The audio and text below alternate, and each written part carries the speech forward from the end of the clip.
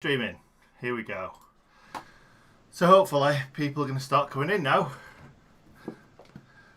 Oh, we're off. We're underway. Lads, Yes. lads. The whole shebang. Nah, it's great. Do you want to explain why I'm doing the introduction, or shall I do the introduction? Because the very reason I'm doing the introduction is because you're trying to consume a pizza. Well, you've just done it, so there you go. I've just done it. I could just crack keep on. talking until you finished eating. I'm quite happy to do that. If you are just joining us, this is going to be a watch along for those that have never seen a watch along before the game, because we legally are not allowed to do that. But what we can do is update you and tell you what's happening in the game. One of the things I like to do with these watch alongs is I like to watch the game on the telly, and that's muted, and then listen to this YouTube watch along. Now, the team news for Blades fans, that's all we really care about, is Aaron Ramsdale, Rammers, is in goal, wearing yellow today. We've got Chris Basham, player of the season, at centre-back alongside him, captain John Egan. Now, normally Billy Sharp is captain, followed by Ollie Norwood. Well, there's a reason neither of those two have the captain's armband today. We'll get to that. Jack O'Connell playing on the left-hand side of defence, George Baldock on the right, Ender Stevens on the left. The midfield gets interesting. No Ollie Norwood. Sander Berger is going to play in that Ollie Norwood deep-lying playmaker role. John Lundstrom, right-hand side, Fleck left. Up front, it is David McGoldrick and Ollie Burke. Villa have their new signing Martinez, Kangs and Target. They've got John McGinn, his brother played for the Blades, Douglas Luiz, and is it Hourahane? Is that how you say his name? Hourahane. Hourahane, Trezeguet, Ollie Watkins, who's a beast, and Jack Grealish, who's just signed a new contract. So somehow Villa keep getting all this money. I'm not sure where from, but they are able to spend £83 million, while the Blades, well, aren't, I think is a fair way of putting that. Yeah, we've spent a little bit. We've obviously bought Ramsdale, which is the biggest one. I'm not sure if we're going to break that, if we're going to spend more than that. Hopefully we will do, if we want to get one of the strikers that we're after. But who else have we bought? We've bought the two Derby lads, which it doesn't... Yeah, who... Very surprised they're not involved even on the bench today. You've got to think, if you're Max Lowe, what more do I have to do? Absolutely, yeah. What did you think to the last game? I thought the Blades played really well, and I was very disappointed. I know it's a competition that a lot of people don't care about. I love a cup run, and winning breeds success, so I really wanted to win. Plus, my nephews were really getting into it, and I'm desperately trying to convert them into Blades. So it didn't help that we lost, because Theo, my eldest nephew, is 5. He hates Burnley. They're his nemesis. They're the team he hates the most, because he gets loads of Panini swap stickers for Burnley more than any other team. Did you say, so he hates them. Swap stickers, or did you say something else? Well, he gets swaps, loads of swaps. It sounded like swastikas. Oh, yeah. Sorry. No, I've not bought him a swastika yet. Nor will I ever, actually. Although, of course, if you look at the history of the swastika, Nick, you're making me sound a bit like Alan Partridge here. But it was actually a symbol for peace. So learn your history. Have you paused it, by the way? No, but would you like to explain why I have to? Yes, I'm really sorry, guys. Because I can't take my PC downstairs to watch it on TV because I have one leg. We're having to watch it on the internet. I'm watching it on Sky Go on my laptop, and Hal is watching it on the TV, so he's having to pause it when we're just about to kick off the game. So I'm apologising in advance that we may be slightly behind. I tell you what I need to do. I need to turn off my Twitter notifications to Sheffield United, because that's going to be going off. Hopefully, loads of times. I saw that. I got rid of that a long time ago. I've already done it. Twitter notifications. I've already done it. I did it for Burnley match. So, yeah, we're good. Right, they're taking a knee right now. So just about to kick off. Okay, tell me when you're ready. Because, this is killing me already. And... I feel like I hate missing things. And he's go. All right, we're off. We're off. All right, you finished your pizza? No, I'm halfway through. All right, I've asked you to do 2 things, and I'm going to wait and not pressure you. Go on. Because I want you to finish the pizza. The first one was, enjoy your pizza. And the second one was tweet about this. Oh, yeah. And also, if you are watching along, tell people about it. Let's get more and more people watching the stream, what we're going to call the delayed stream. For those of you who like not knowing things at the same time as everyone else, for those of you who enjoy being slightly behind the herd, seeing things when they're actually happening, that's old hat. We want to bring you into the past. Nobody wants that. So it's like that film with that lad and the doctor, and he goes back in time, Jurassic Park. Right, we'll now start doing a little bit of what's actually happened, because that excited noise from Ingood Nick suggests that there was an early chance. So we're 1 minute in our slightly delayed stream. Aston Villa down the right-hand side, looking across the ball, looking for McGinn at that far left post. He manages to get a foot on it, but it's skied over the bar. No danger for Ramaz. Matty Cash playing as well. Matty Cash, Ollie Watkins, two of the players that we possibly were looking at. I'm sure Wilder wanted Matty Cash, but Ollie Watkins was also been talked about as well. Yeah, I don't think you can blame the scouting that people have said Dean Smith sort of cheats in very sort of quotes in terms of doesn't do his own scouting and just kind of copies what the Blades are doing. But Ollie Watkins was his player at Brentford. So he knew about Ollie Watkins a long time ago. And Matty Cash was an extremely sought after midfielder turned defender last season. Lots of clubs would have been looking at him. Yeah, definitely. And it's always going to be those clubs that are going to be in the kind of bottom half that are looking at Championship players. And Matty Cash got into the team of the season last season, so for the Championship. Yeah, not exactly an unknown quantity.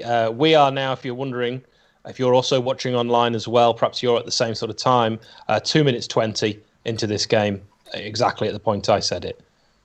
Villa again on the attack. Jack Grealish running down the left-hand side, looking for options. Might try and lay it out for a long-range shot, but it's worked all the way across to the right-hand side. This is fast movement from Villa. They get the ball in the box. It takes a touch, and it's headed over his own goal by Chris Basham, who I think was comfortable there and knew what he was doing. We're not describing that as a near-own goal. No, definitely not. Do me a favour and just pause it for a second. Oh, you're a second, eh? Yeah, because when you said he'd headed it, I'm like, where's he headed it? Well, it got a little nick from McGinn, which could have taken it straight into the path of Ollie Watkins, and Basham just clearing the danger. And now it's a corner to Aston Villa, which is going to be taken by Conor Hourihane, whose name has been changed in pronunciation several times by me already. It's a decent corner. Looks like Mings was the target, but he fell backwards. And no appeal for a penalty. The referee is the referee that we had when we played at White Hart Lane, now called the Tottenham Hotspur Stadium, and should have won, but had that disallowed goal for Lunny's toe. Yeah, you're going to have to carry on talking because I'm just tweeting at the moment. Tweet away, eat away, whichever is your preferred option right now. At the moment, we are 0-0, if you are just joining us. Aston Villa against Sheffield United. The mighty red and white Wizards and grey Wizards today, wearing that lovely away shirt. No third kit announced yet. That's of course the big news that everyone's waiting for to be announced by Sheffield United on Twitter. By the way, if you are hearing some of the rumours around Ryan Brewster that Crystal Palace are sniffing, they are looking to sell Alexander Sorloth, who's been on loan at Trabzonspor and has scored 24 goals last season. But they decided that they're not going to bring him back from his loan spell. They're going to sell him to RB Leipzig, which is short for Rasenballsport Leipzig, and instead look to gazump us for Ryan Brewster. Let's hope that doesn't happen. I'd rather they just brought back Alexander Sorloth and left us to sign the exciting, promising Liverpool striker. Absolutely. How was that very, for Villa? Very good. Enjoyed it. You can now go on Twitter and retweet. I'm there. Done. We're so in sync. We really are. We're like that band, Backstreet Boys. You're going to see there's a similar theme here. I was going to say, if I didn't have pizza in my mouth, I'd have said the same thing. Yeah, it's terrible. Free kick to the Blades. 5 minutes gone. It's drilled into the box by Lundstrom. It was a good delivery, that, and it's cleared by Target inside the area. He's cleared that for a throw-in on the Blades' right-hand side. So a little bit of promise there for United, who haven't shown any yet. But that was good. And we still have possession as we look to again attack down the right-hand side. A cross comes in. It's at the near post. Ooh. Cleared away. Didsey was looking interested, and then it runs out of play. Linesman quick to flag to say that ball had just gone out as it looked to be turned back with interest. Didsey looking the sharpest there. Yeah, very good. Great ball into the box as well. Because if that Villa defender, was it Konza? It was Konza, wasn't it? Yeah, it looked like Konza, yeah. If he wasn't on his toes then, that could have come across Didsey's path and put it in the back of the net. Yeah, that was really good. It was excellent delivery. Blades looking sharp. Keeper Martinez being put under pressure, managing to clear, but that was the Arsenal way that they played out, of course, where he was formerly the number one, and also messing about at the back with Didsey, trying to chase down that back pass. But I was saying that Arsenal, they played out from the back, and they found themselves in those kind of situations. We tend to not do that. I always prefer just lump it long. But Villa passing around in the box, causing their own problems. Are they good enough to be doing that? I'm not sure. No, of course not. Maybe if you had Grealish at the back, passing it around with Ollie Watkins, but not when it's Mings passing it to Konza or back to goalkeeper and stuff. Yeah, you don't want that, do you? No football fan wants to see that. No football fan. It's heart-in-mouth stuff, and it's so easy to avoid. You can just lump it long, you know. I don't ever mind that for a goal kick. Blades now have possession back again with Ender Stevens on the left against his old club, looking to find Berger, and Berger is looking for options, but no one forward. So it's Nick Montgomery football at the moment. The Blades are just going backwards. It's nice to see Berger in that position. I'd like to. He's very, very deep though, isn't he, Nick? You know, almost deeper than Ollie Norwood. He's behind his own circle in the centre of the pitch, the centre circle, as I believe it's called. And then a long ball pumped forward to no one, and Villa clear, and they've got possession back on the left-hand side. And again, a searching ball into the box for Villa, but it was overcooked by Grealish, and Rammers will take that quite comfortably as we approach the 8-minute mark in this game. Ollie Watkins looking sharp, though. He's got so much pace. Yeah, I really like him. I'm a bit gutted that we got pipped. Well, I don't know if we got pipped to him or not. But, yeah, it's a lot of money, but he's one of those players that I would have liked to have took a chance on, because I think he's a very, very good goal scorer. Just a great footballer. I, too, would like us to have signed him. Villa again trying to come forward. Great crunching tackle.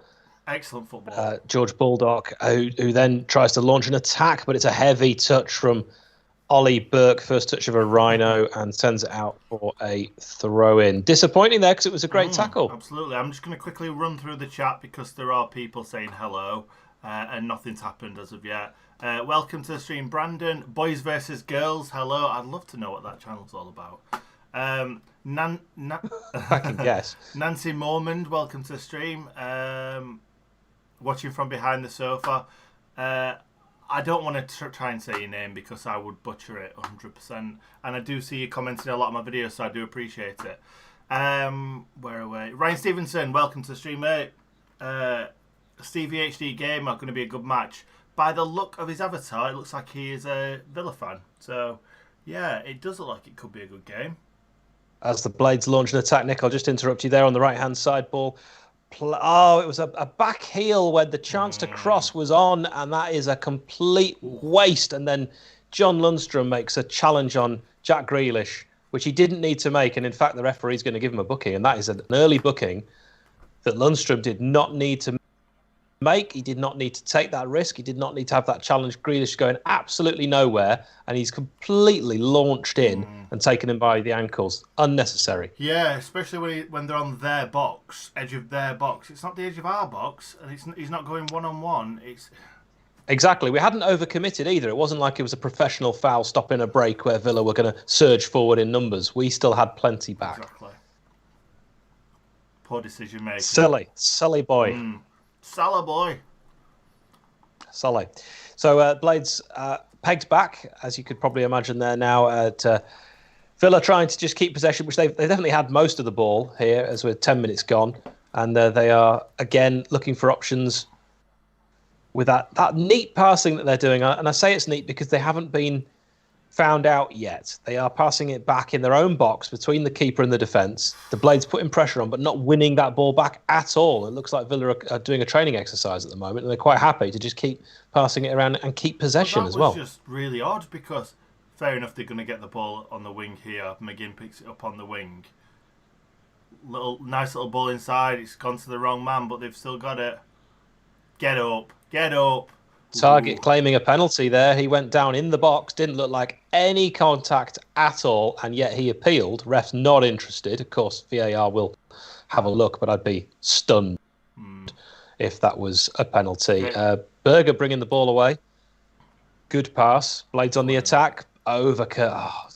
Just overcooked again. I've said that 3 or 4 times because the Blades passing hasn't been as crisp and accurate as Villa's so far, which is really unlike us. Definitely.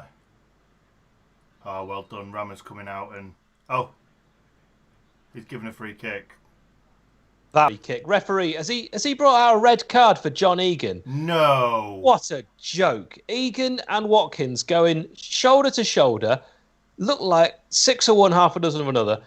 12 minutes in, the game is ruined. Wait. Surely VAR can look at this. Yeah, I mean, we've only seen it live as it was happening, but they're both grabbing hold of each other. And he's not going to get there either, Watkins. No. So you could say that... Watkins was definitely grabbing Egan as well there. It's 6 of one, half a dozen of another. I think Ramos was going to get there first. I'll be honest, though, Nick. I wouldn't be surprised if this stands. Yeah, I agree. And that is because the Egan did have hold of Watkins.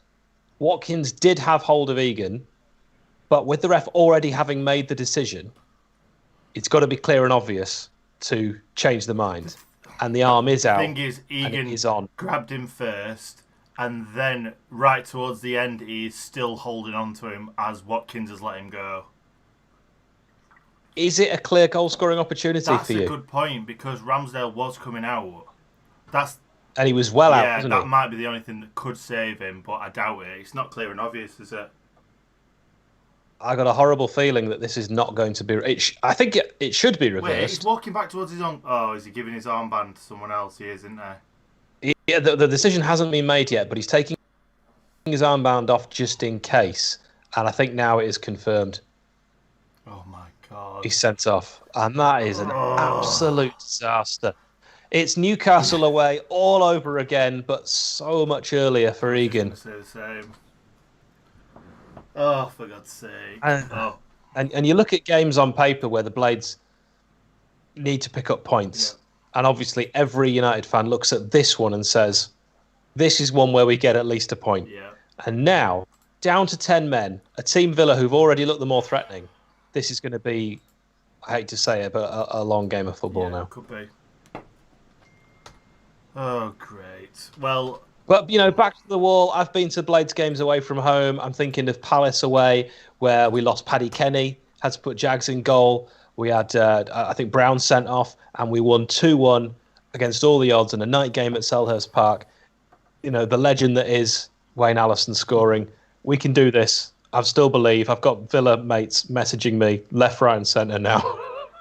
Well, weirder things have happened, haven't they? We went 3-0 up at Villa Park and ended up drawing 3-3, so...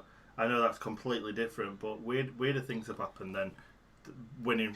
We always draw at Villa. The last 3 have been 0-0, 3-3, and 2-2. I think you've got to say right now, a draw is probably best case scenario. I'd take another 0-0 win for the Blades. Also, Jake Wright, do you remember the man where we never lost? Yes, I do. He's just signed for Hereford, so he's been out without a club for a long time, and I'm pleased to tell you that he's found himself a club. So that's good news. That is good news, but they're not in the league, are they? You know what? You take what you can get if you're without a club. Jake Wright is way too good to be playing non-league football. Go up. Oh. He is. Blades win a corner off Horahane. I can't believe this has happened. I can't believe it. Lundstrom crossing the ball in. Conor Horan manages to get something on it as Basham was arriving with Do you want me to interest. start saying his name instead? Yeah, but you don't know when I'm going to say it, so it could be. I mean, we are quite in sync. Yeah, we are. That's true. But maybe not. Maybe not that much. I've got Villa fans messaging me on WhatsApp now because I work with about 6, and they haven't had a chance to gloat the entire time I've worked with them. What about the 3-3 draw? I mean, it was still a draw, wasn't it? They didn't win. You're right. Okay, so jostling in the box, Blades corner comes in, far post. Keeper gets 2 fists on it, as is the South American way. It's looped back in. Again, keeper's coming and caught it this time. That's the time I wanted him to punch it. You need to do me a pause again. Are you're behind even further. All right. Oh, Baldock. Just got mugged. I will say that one of my Villa friends has said that he thinks Trezeguet is so dreadful. Yeah, I've heard that a few times on Twitter.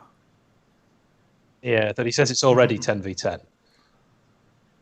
Trezeguet, as we're watching it now, challenging and injuring himself. But I think he's fine. He was possibly playing for a foul, but you go up against Gorgeous George, and he's so strong. Exactly. There's only going to be one winner. Oh, I just can't believe we've done this. I've been waiting for this all day, excited for it, and then they go and do something daft. I mean, all you've got to look forward to is an Achilles operation in this game. And Basham, ball whipped in up to now.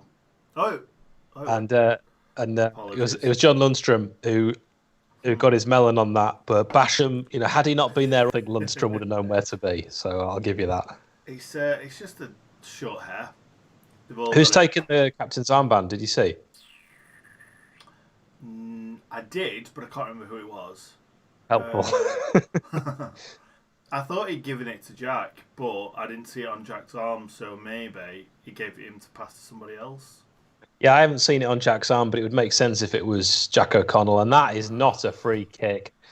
Johnny Fleck has gone towards Jack Grealish's eyebrow, and Grealish has gone down in instalments, and that didn't look like a foul. Yeah, but he put his arm on him. As soon as you put your arm on, there's no need to do it. That would not make you fall over in the street if I did that to you. So it's a very dangerous position. 18 minutes gone for the Villa, just sort of 15 yards out of the box on the left-hand side. And they've got a Horahan over it. Horahan. Yep, that's what you said. And he delivers it near post. It's got a head on it, and that could have gone anywhere, Nick. Great header. No, Jack's not captain. That was an excellent header away, though. Jack O'Connell getting the back of his head on that ball to divert it away from goal. And had he not done that, I think it was Conser who was steaming in at the far post. He did really well not to score an own goal there as well, because the way that he arched his neck to just flick it away, I thought that was in the back of the net. Yeah, it was superb positioning. And corner to Aston Villa on the right-hand side. Mings will want this. It's headed away. Brilliant header.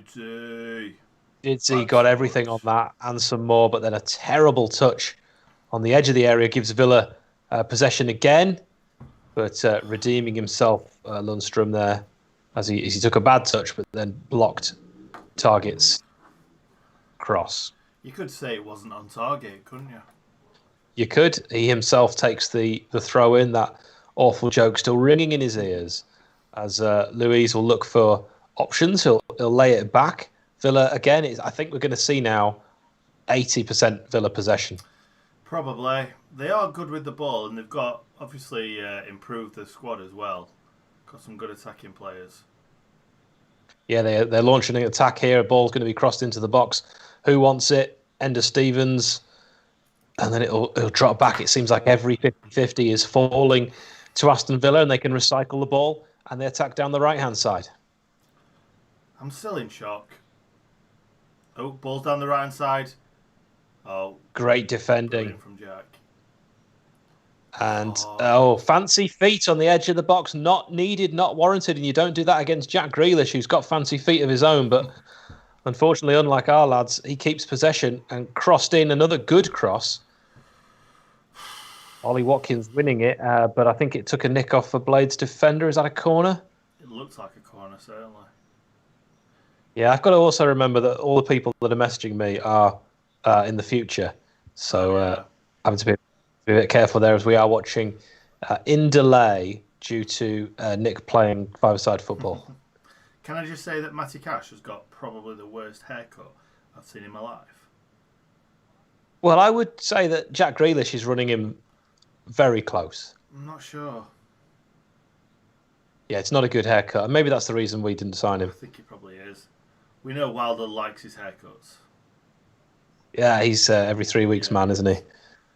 Yeah, I'm an every 3 weeks man as well. I'm talking about haircuts if you've just joined us. So 22 and Villa, of course, it's going to sound like a broken record, have possession again.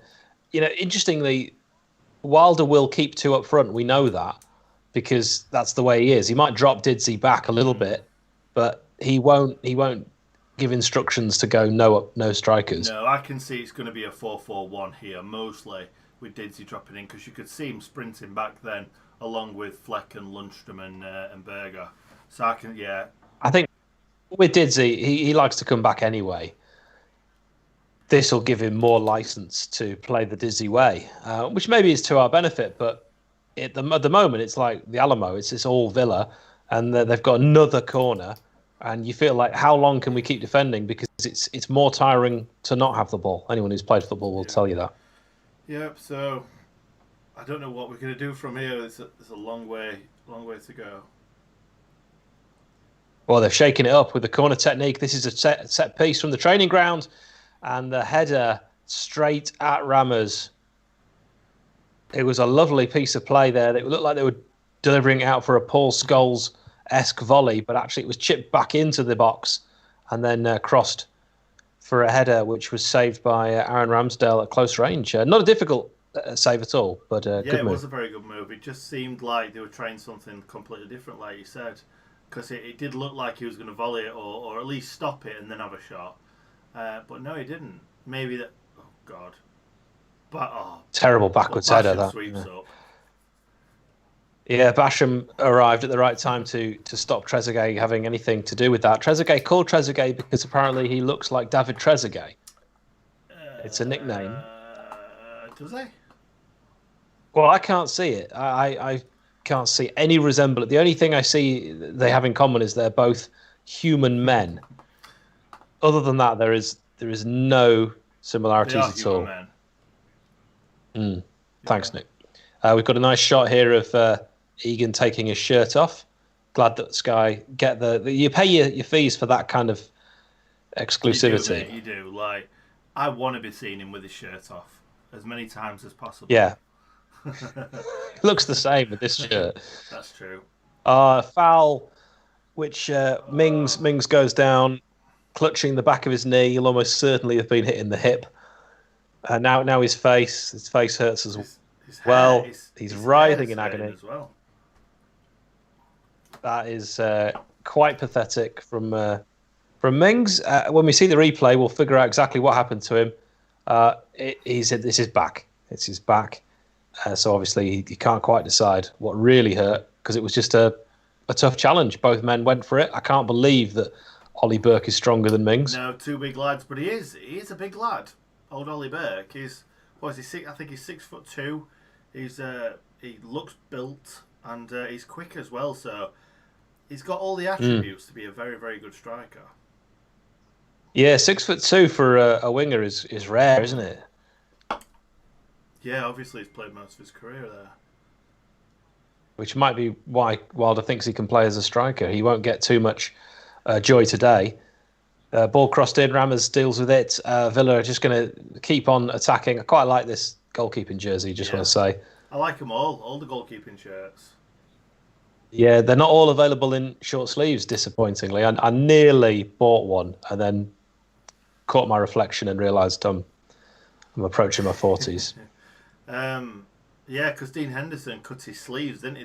Was it the first year we had him? Mm. He scissored his sleeves so that he could have a short sleeve shirt. Is that the right? Is that the right? Is that the right no, when I term? said it, I thought twice. Yeah, instantly regretted that. Yeah. Okay.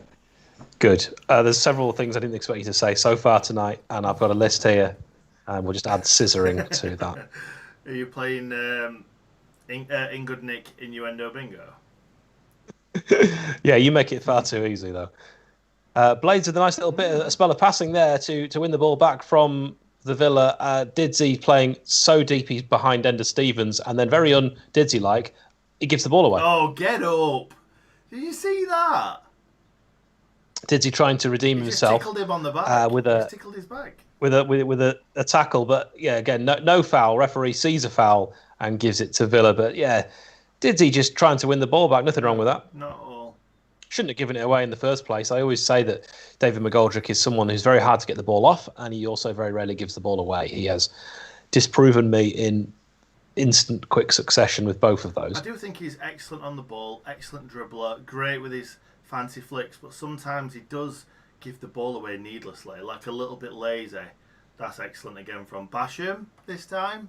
It is Basham this time. Yeah, ball crossed in from the Villa left. I was looking at near post. Watkins was lurking, and Basham said, "Not on my watch." And a bit like he was shot out of a cannon, he managed to get the ball clear for a Villa corner, which they've taken short. They're really mixing it up, and a poor delivery. That's like a deflection. Ollie Burke back there defending. Yeah, I thought it was a poor delivery. It must have taken a nick.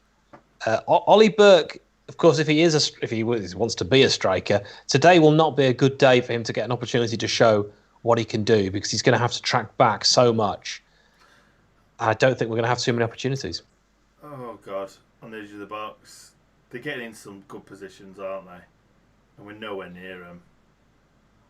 Shot blocked. Blades need to be sensible. There's no passing outlet at all. It's all bunched up. We're deep. Now that's a proper foul. Yeah. That's the first real foul we've seen in the entire game. It's come on 28 minutes, and it's Trezeguet on Gorgeous George. A proper foul. That's for me the first booking of the game. It won't be though, will it? It won't be booked. No, but what I'm saying is, of course he won't book him. But there shouldn't have been a yellow for Lundstrom. The red you can debate all day long, because Ramos, I think, had that covered, so it wasn't a clear goal scoring opportunity. And that was a proper foul. Yeah, it was. Yeah, I was just thinking the only way we're going to get a win out of this game is if we score the first goal. If Villa score, for me, it's good night. Yeah, and the only way I can see us scoring is via a set piece, because we're creating, now that the red cards happened, literally nothing. We weren't creating much before. I could see. No, we had one half chance. I would like to see the ref, who I think is so far looks a bit like a homer, but if he gave us a penalty, I could see us nicking it. We certainly deserve a result here over the past few times we've been. We do, but I can't see it. It's going to be a long, long evening. Unfortunately, you're right, and it is such a shame that it's come because of something so avoidable. Yeah, Egan's been caught like that quite a few times in his Blades career, especially the last time we played Newcastle, wasn't it? And it's always really early on in the game, and it's like, geez, now we've got to defend very, very well. And you remember what happened when we played Newcastle? We didn't defend very well.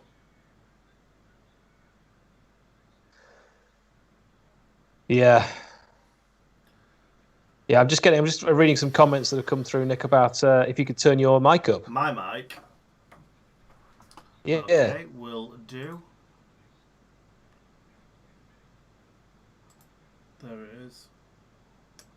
So hopefully that's a little bit better for those that want Nick to be as loud as me.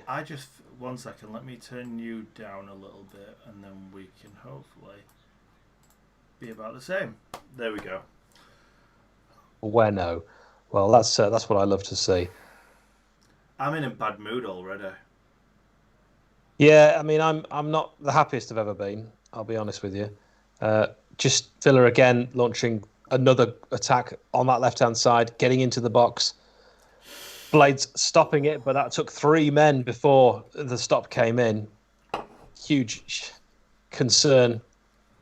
every time I look up and Villa have the ball, it seems like they're going to get that ball into our penalty area, and we've got literally everyone back. Yep, it's. I'd at least like to see Burke be a bit higher up the field. Yeah. At least trying to stretch the game a little bit. Because if you've got everyone back, that just invites them on even more. Like, have an outlet. Yeah, you're right. At the moment, we're just playing the bodies game, aren't we?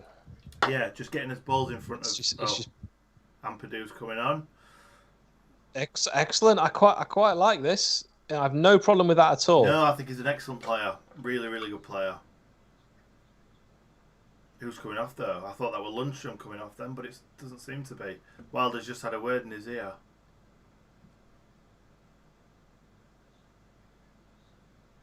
Oh no!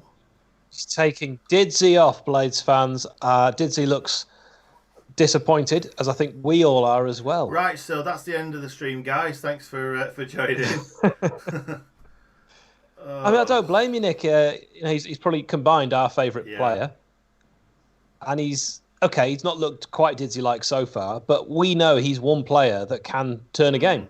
And do you know what? He's the man that you want on the pitch when you're trying to hold on to the ball, and we've barely had any of the ball in this game. So he is a great outlet to pick the ball up, find some space, and create a little bit of movement.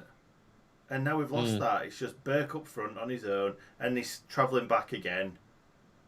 And we've got 11. We're going to have 11 men behind ball all the rest of the game. Matty Cash taking a dodgy touch. That fills me with pride that we didn't sign him. Let's hope he has an absolute stinker. He should have said that. Now he's going to go and score. No, don't say that. I don't believe that. I'm not superstitious at all. I'm not even a little stitious. 33rd minute, it's Villa on the attack again. You probably get used to me saying that. On the right-hand side now, McGinn, one of their many danger men. It's a good ball in. Basham arriving. Here we go. We're on the break. And now the Blades. Go on, launch an attack now. Go on, lad. Get your feet going. Ollie. No one's helping him. It's Burke. He's up against four men. He's got no support. Penalty! It's a penalty! It's a blatant yes! penalty! Come on! Come on! Get him off! Get him off! What a ball that was from Ollie Burke. Send him off! It's a red, you bottle job! He was blatantly going to score. What a ball this is, though. Comes inside and then finds that man. Eye the needle ball. Oh, that's a blatant red card. But wait. And the ref spotted it. It's Target who trips up Super Chris Basham, who's the man who's defending just moments ago. Does he definitely trip him? I mean, when you see it on the replay. It looks like it, but I thought VAR might have taken a closer look at that. I'll check every penalty. To me, if it is a foul and it is given, that should be a red card. I don't think they can check. Oh, that's not a good place to see it, because that probably looks like a foul, but replay they're showing. That's not clear and obvious that it's not a penalty. That is a terrible camera angle to show it at. You're right. If they show it from a different angle, and unfortunately this is what VAR are seeing, it looks like a penalty. I will be apoplectic with rage if this is overturned. Not, maybe he doesn't touch him. We deserve some bloody luck at Aston Villa. I don't think you can see from either angle, to be honest. So you have to give it. It's not clear and obvious. We can't tell. Exactly. Also, why the hell would Basham go down when he's just about to round the keeper? He wanted a goal last season so desperately. To be fair, Basham looked at the referee straight away like having a go at the referee. Oh, come on, just give it, man. Don't look at the comments, by the way, because... Oh, when you see... I'm not looking at the comments. When you see that angle... Yeah, they can't not give that. Especially if the referee wouldn't have given it, and then they probably wouldn't have overturned that. I can't believe they'd overturn it either way. Oh, they're not looking for they're not looking for an offside. It's once again, I just want to stress how amazing Ollie Burke's part in this was. Lundstrom is offside, just when you see that replay, but the ball's nowhere near him, so it won't come into it. Right, what's the decision? He's got to. He's given it. Yeah, but who's taking it? He's given. Lundstrom. It's Lundstrom. You've got That's to the be most random me. player taking a penalty. I wouldn't have expected that at all. Come on, Lunny. Come on, Lunny. Lunny, I have nothing but faith in you. I love you. Lundstrom up against Martinez. 36th minute. Blades, backs to the wall. Proper Blades performance. The good guys against the villains. Referee blows his whistle. Lundstrom right-footed. Oh, my God. Oh, you kidding me. The debutant Martinez saves a it. really poor penalty. Perfect height for the goalkeeper. I'd have said it is that. a poor penalty. I'd have said that. Oh, it is. It's the perfect height for a keeper. Fair, you're absolutely right. I mean, keeper goes the other way. Yeah. Obviously, it goes in, but that is, God damn it. Nick, when I said to you the only way we're going to win it, that was the only way we were going to win this game. The thing is that, for God's sake. Oh, the worst corner, Blades. If you're not watching this game, you're just listening to us. That corner, for me, you find the player 2 weeks' wages if you can't beat the first man. I used to take corners, not quite at the same level, but a set piece is a set piece. And you can practice that on your own in the garden. I can't believe that. That was everyone up, everyone feeling slightly hard done by. A good delivery there, and I tell you, Basham would have been breaking his neck to win that, and he doesn't even get the chance. And then Villa could have been on the break there, but Target's injured. It was a challenge with O'Connell, who actually did catch. He did. I think he caught him with his elbow. Accidental, of course. You weren't looking at him, were you? No. And I always think when it's it's going to be accidental. That was our only chance since Egan got sent off, and huge. In the Premier League, you can't really turn penalties away like that. I remember against I think it was it Chelsea? We missed a penalty in 2006. We missed two.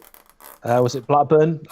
It was that sort of Blackburn. It was Blackburn because Brad Friedel saved them. Yeah. Danny Webber, I think. And you look back on that sort of thing, and that ended up, of course, being crucial. Now, I don't think the same's going to happen this season at all. I think we can have way too much. But when you've got 10 men and you're up against it, and it feels like the weight of the world's on you, I'm very, very surprised, Nick, that John Lundstrom took that. Who would you have picked? Do you know what? I didn't know. Maybe I would have given it to one of the lads that scored the other night because they got Sander Berger's penalty was the best penalty that has ever been taken, and he has that. If you weren't brought up in Britain, you have that kind of confidence that can't be shaken. Whereas English players, particularly, just seem to crumble under penalty pressure, as we've seen in many major tournaments. Do you know what though? Other than Sander Berger, there's no one that I would look at and think, I'd want them to take the penalty. Yeah, but for me, as soon as the penalty was awarded, I was just thinking, right, Berger steps up, smashes it into the top right-hand corner, 1-0, Blades hold on, fantastic victory against the odds. Now it's going to be so hard. I mean, one thing we could say is we hit them on the break there through the pace of 6'2" winger Ollie Burke. And he looked every bit the quality winger. Yeah, and let's hope that that's given him confidence that when the ball comes towards him, that he can go at them. Because they looked scared of him when he were running at him. And then when he came inside, there were 3 or 4 men after him. And what a ball that was. It's going to be hitting on the break is really going to be our only chance now. As I don't think the rest are going to give us another penalty, no matter what. Unless it is a Stonewall. Yeah, but even I think the back of his mind will be, gosh, that check took a long time. Maybe I got that slightly wrong. You know what referees are like. They love evening it up. Yeah, absolutely. Well, that penalty could have been an evening it up. For the red card? Yeah, you could be right. Possession 72% Villa. Absolutely incredible in a top flight game. But do you know what? I don't care. If Ollie Burke, if we don't smash it upfield like that, that is a dreadful waste, isn't it? A possession. Yeah. If we pick our passes right, Ollie Burke is holding it up well, stretching the play, causing them problems when we do get the ball, I'm happy for them to have the ball. I'm happy to play on the break. Leicester City won the Premier League without having any possession. You're not wrong. It's just surprising if you hadn't seen the game, hadn't seen how it played out, didn't know there was a red card. If you just heard 40 minutes gone, Villa have had 72% of possession, you'd think, wow, what's going on? But yeah, you're right. Who cares? If we can just take possession when we get it and try and use it, because we haven't since that penalty incident, we've just reverted to lumping it, and Villa keep getting the ball back. Yeah. So, that's an excellent ball. Oh, what a header. Hell of a delivery. What a header. Matty Cash with a brilliant delivery, starting to show why he's worth all the cash. And Villa have a chance on the edge of the area. Keeps falling to them. Hoora Haran getting a shot over the bar. Couldn't keep it down. And that's why no one knows his name, because he doesn't score chances like that. Yeah, it's...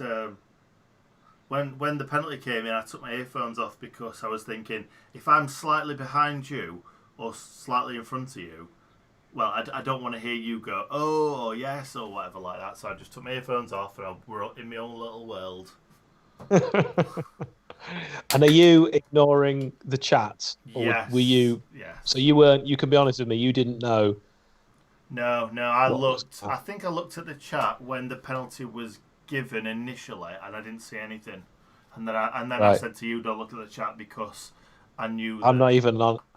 Yeah, I'm not even on the YouTube. I'm staying well away. I want to enjoy this ordeal for as much as I can, because it's the Blades, and we only play 38 games, so you want to enjoy every ounce of every second of each one. Yeah. Someone's... go on, sorry. Villa on the attack again. You could just replay that. You could clip that if you want. Just press play.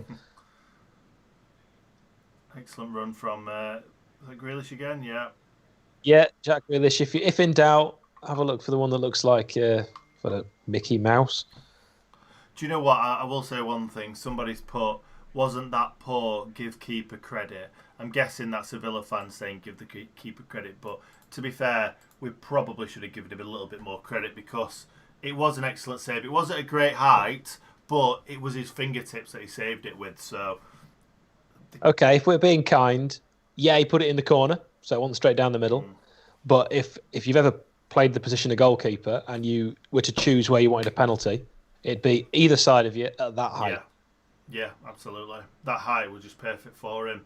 Oh, it's a dream height for a keeper. In fact, statistically, if you're going to score a penalty, the best place to put it is just above the keeper's head, right down the middle. Yeah. Do you know what I always think as well? Do you know Eric Dyer's penalty for England in the World Cup? I always thought what a terrible penalty that was. But because it wasn't a well-struck penalty, that's why it went in. Because it kind of went under the keeper rather than... Beckham did the same against Argentina when we won 1-0 in World Cup 2006, I want to say, where Roque Santa Cruz was voted the sexiest player. Your knowledge is just incredible. Well, I was doing a German football podcast, as you know, earlier, and that actually came up, so I can I can claim some... I'm not quite that sad. I don't remember who's voted sexiest player in each major tournament. But Roque Santa Cruz, this is quite interesting. He's 39 years old and he's still playing. Who's he playing for? I believe it's Olympia, which is a team in his native Paraguay. All right, okay, fair play. I guess if you are playing in like quite a poor league like that, you could probably play for quite a while. A poor league like that? I mean, let's be honest, Nick. Neither of us have ever watched a single game in the Paraguayan league. We've no idea of the standard. It's shocking. I've probably bet on it in the past, so I know. Right, yeah, oh yeah. To be fair, if there's a bet that we could have had on it, we'll have had a bet on it. I know nothing about the Paraguayan league. If I was to say to you, name another team in the Paraguayan league. I don't even know the capital of Paraguay, so I can't even hazard a guess at that. No idea. Oh, no, you got me thinking.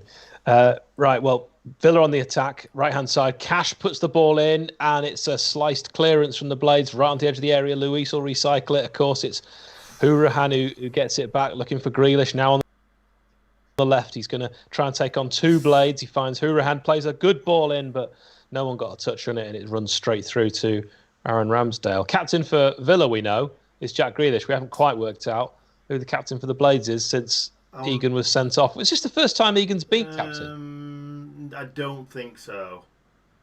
There was, maybe. I was just thinking when's Norwood not played.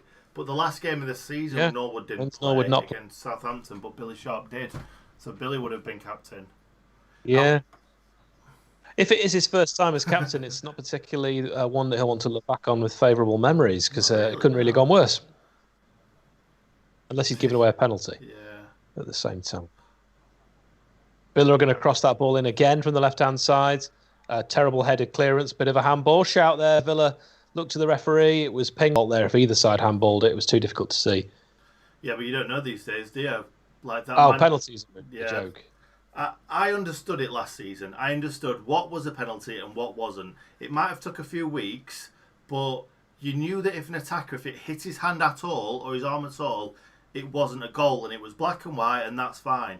But that one that Lindelof that hit his hand when he had his shot and he was about an inch away from him, it's like, how has that ever been a penalty? And then you see the one, the Arsenal-West Ham game. Yeah.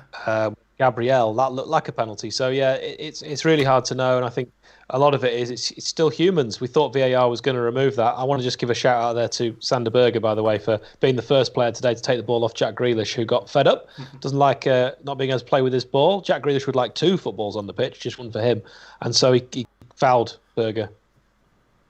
He did. Very good from Berger there. Jesus, I'm so hot. Very good. Strong. My nephew, Theo, he looked just like Sander Berger the other day because he's tall for his age. He's blonde, and he totally dominated his mini football tournament. I was so proud, and he's mad into the Blades as well. Good. I went to go and watch my nephew the other day with my crutches and that. Sat down on one of those little camping chairs that my sister had brought, and then someone went and stood directly in front of me, like. Oh, that's nice. Cheers, mate. Appreciate that. That's really rude, isn't it? That's like when I had someone with a massive afro sit in front of me at the cinema. And it was absolutely packed. I couldn't move. In hindsight, they did me a favour. It was the film AI. Not a great film. I don't think I've ever seen that. You're missing nothing. I didn't see it either. Villa on the attack, down the left-hand side. We are 1 minute away from half-time. It's a real chance there. And again, the Blades defending in numbers. Basham trying to get it away, and he can only... It looked like Target pushed him. That could have been a second yellow and a red. Referee's not interested, not having any of it. To be fair there, though, it's one of them where it looks like he went down easily, but when you're off balance and someone pushes you, you go down. Yeah, absolutely. Couldn't agree more. Trezeguet linking up with Cash. Trezeguet swapped wings. He thinks he might get some more joy against Ender Stevens, but no joy. And again, it's another heavy touch. From Ollie Burke, who could have kept the ball in play there and launched another counter-attack. He's going to have to get super spot on with his first touch, because that's 2 times in the game he could have launched 2 further attacks. Absolutely, and I've just seen a comment that says, why does Hal look like Ben Rama? I've had a lot of people that I'm being told I look like. It's normally Frank Ribery, so I'll take that. Oh, Frank Ribery, that's a bit harsh. It's a bit harsh. I get that. I had David Guest when he was alive, rest his soul.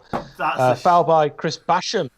That's a shout, David Guest. That's still You're obviously a lot thinner than him, but you've got a slight liking to him. Stop it. How dare you? Right, free kick to the Villa right on the edge of the area. It's Hurren and Grealish who are standing over it, both with interest. Grealish, in the Ollie McBurney style, has his socks round his ankles, which I like. And it's going to be Hurahan who's delivered. Open goal, and Trezeguet, doing a really good impression there of an amateur footballer, fires it into the empty stands. And the referee blows for half-time. As most people watching surely saw, it was half-time 10 or 20 minutes ago. But we've just got there and delighted to be there because we can breathe again. We can. I'm not in a good mood. Not in a good mood after that. Oh. No, I'm not. I'll tell you what I was going to do. Robert, if you're still in the stream, we were chatting on Twitter earlier, and I said to him, if you want to jump on for half time to have a chat with us on the stream, I'll give him the the Skype. I don't know. Oh, I don't know how to do it though. 1 second. Yeah, I was going to say, how do you do that? Find a link that I can send him. I think it'd be quite nice to have someone on, a guest on at half time. But it might take me. It might take me a long time to find the link, so that might be a slight problem. It's all happening, folks. If you just tuned in, this is it's the sound of a man thinking. There we go, found it. Good. That was not quite as exciting. So, what does Ben Rama look like? I've got to have a look. I'll tell you what it looks like. I don't. Absolutely nothing like you. Oh, he's a handsome fella. I'll take that. Thanks. I just got what you said there. I mean, he's a different ethnicity. He's got different colour hair. Maybe I'm looking at an old picture, but he's got blonde hair. I remember him as. Yeah, no, he couldn't look any less like me. That's nonsense. What's everybody else saying then? Comment in the stream now, guys. Let's have a chat. What do you think to that first half? Someone's put. Go on. Well, Bladesbury says this is shocking. I kind of hope he's referring to the Blades performance rather than our performance, although I'm used to both. Yeah, absolutely. I think. Sorry, I was half concentrating then, and then I realised what you said. Oh, 1 second. Yeah, I like how few people are agreeing with us on Berger taking the penalty. Would have. I mean, hindsight's a wonderful thing, but absolutely. Robert, how's it going, mate? Hey, good. How are you guys doing? I don't think anyone can hear you just yet. Just 1 second. Let me get you. Can you? I mean, I can hear you as well. There we go. But I know what he looks like, so I'm okay with that. Here we go. Here, I'll switch glasses there. I'm joking, of course. Are we all wearing glasses? Are we all wearing glasses? Three nerds. We are. Three nerds. Yeah. There we go. Yeah. Three Musketeers on the stream. Hey, so that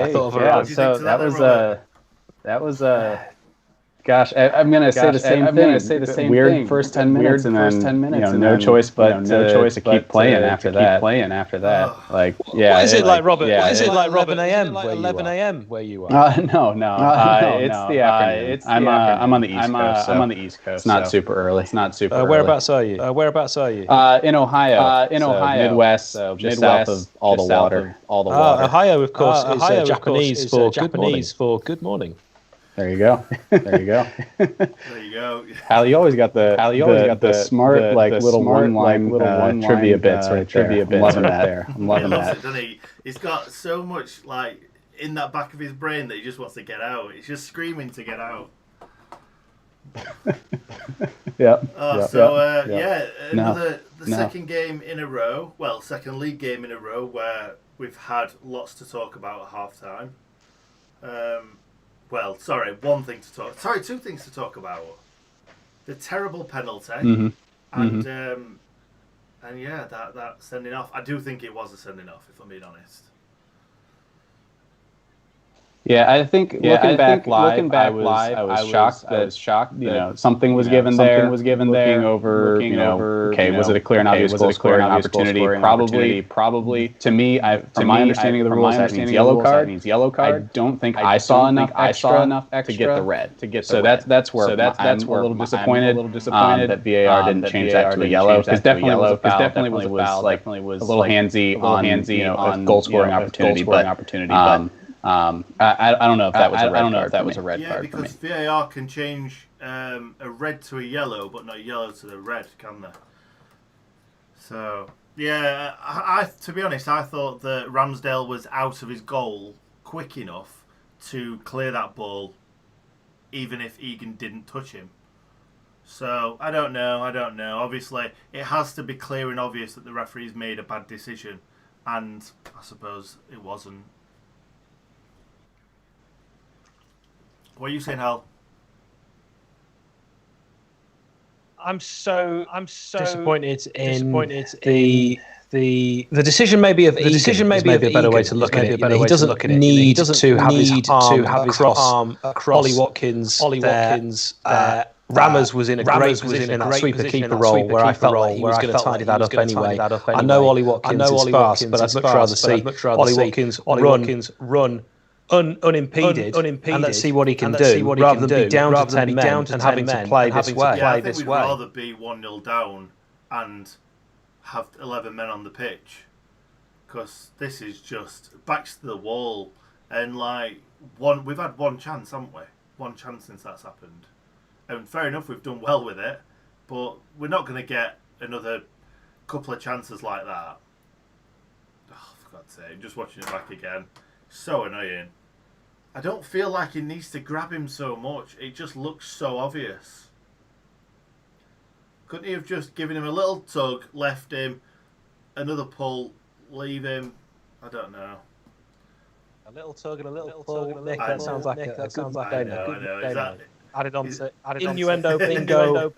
The six. You told me about a big arse getting in the way of you watching your nephew. Yeah, no, I didn't say arse. You've brought that in. There's no need for that. I was talking about scissoring earlier. Now, I was talking about that. Dean Henderson scissoring as well, weren't it?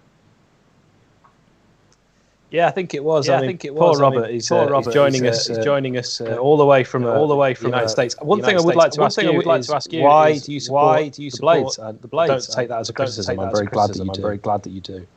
Yeah. I recently got into watching football.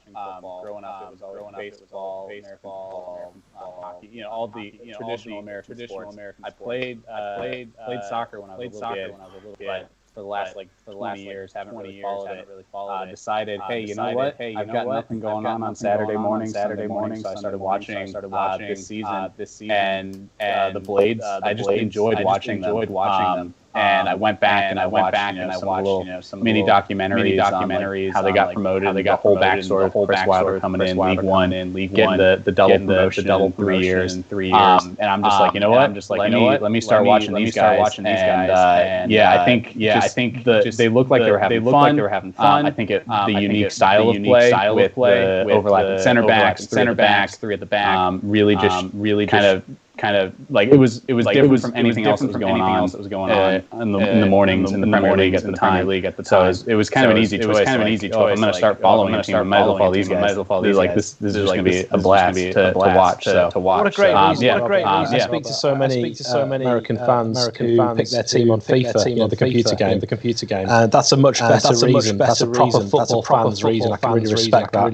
And also in the future, if you want to talk to me about baseball or American football, those are my two passions as well. We can do that sometime. I think Nick will be bored now. I do a lot of football manager. That was kind of what took me in this last year. I can watch actual football. Don't have to make. Yeah, good call. I was just thinking that I'm not really a American football or baseball fan, but I don't think I could just go and watch one team. Obviously you've watched us all last season and stuff. I don't think I could speak about baseball as well as you speak about football as you do right now, if you know what I mean. So that's all credit to you, because you wouldn't think you've only just picked up on it, if you like. Yeah, I honestly think it's just sport. You understand the rules of the interest. Okay, what's an offside? Okay, so you're in front of the last defender when the ball's kicked. That's probably the hardest thing for Americans to understand. No clear line to be judged on. Baseball, you get foul lines on the side. That's very clear. It's a white chalk in the brown. But so once you get past the intricacies of the rules, for me, it's a lot of fun. I just enjoy the narrative, storylines. Players having really good seasons, bad seasons, just kind of following the ebb and flow of sports in general. I really get behind that. So. And yeah, Hal was right. You've got a really good reason for following the Blades. Obviously, we all feel like that as well. It's been a really fast rise, if you like, from League One to the Premier League in just a few years. And yeah, it's really weird to find somebody who follows football for the right reasons. Kind of like you'd see all these fans supporting Man United and Liverpool and Man City because they're doing well. But yeah, it's quite nice. I like to watch teams and always go for the underdog, and I feel like we were definitely the biggest underdog last season. Yeah, definitely. No, that's for me. Anytime I'm watching a sport, if I don't have a team, picked out ahead of time that I follow or support, it's going to be okay, who's the underdog? Where's the fun storyline going to come from? That was basically Sheffield United every single game. So it's easy to you follow along, you watch the games. They perform well, overperform in some people's eyes, and then it just becomes natural. It's like I want those guys to win. I want to follow them. I want to root for them, and it was a lot of fun. Good stuff. I think we're not far off the kickoff actually now. Nick, people mentioning there's an echo. I don't know what's causing that, but I just thought I should pass that on in case you missed it. Because you're the technical expert. I think it's just maybe because Robert's coming all the way from the US, maybe. But it's one of them things that happens, doesn't it? Oh. Indeed, it does. Robert, we probably to relate to baseball, the Oakland Athletics of Premier League football. I was about to say that's a pretty good analogy. They had a unique way of playing. Mainly just money ball, buying the cheap. That's a really good analogy. Yep. Happy with that. I'll take that. So as you made the most American sports that I've watched in my lifetime is the Michael Jordan documentary, and probably Space Jam. That's the most I've ever watched. So I apologise, and I'll let you two talk about that sort of stuff. Oh dear. Shall we have a quick? Well, Nick, I'm concerned about this echo because I feel like if we can fix it, that'd be brilliant. I think it's from the messages I'm getting, might be putting people off this stream, watching the stream. Right, okay, well, I can't hear anything, so there's not really much I can do. But just stick with us, and I'm sure it'll sort itself out. I hope so. I very much hope so. Because we can't hear a thing. It might be on my end. Cheap headphone setup with the cheap Apple product. Yeah, I'll say my last bit, and then I'll let you guys go. I'll let you guys go so that way we can the echo. But I think I agree with you guys. Of the team to take the penalty, Lundstrom wouldn't have been my first choice. Definitely would have went with Berger. I agree. He had the best look on Friday. Him and Osborne take one. I think if we fix that, choice probably 1-0 up at the halftime. So, but still good to be 0-0. Good defensive showing despite being down a man. I completely agree, Robert. Absolutely. Yeah, you've read the game the exact same way as me, and if Osborne was on, there'd be no question. The way he took that penalty, I think it is still travelling in the back of that net. It was hit like an Exocet missile. Love it. Before you go, what's the score going to finish? Optimistically, I'd love to say 1-0, but realistically, I think anyone's going to score next is going to be Villa. I see them only putting one past us if they do.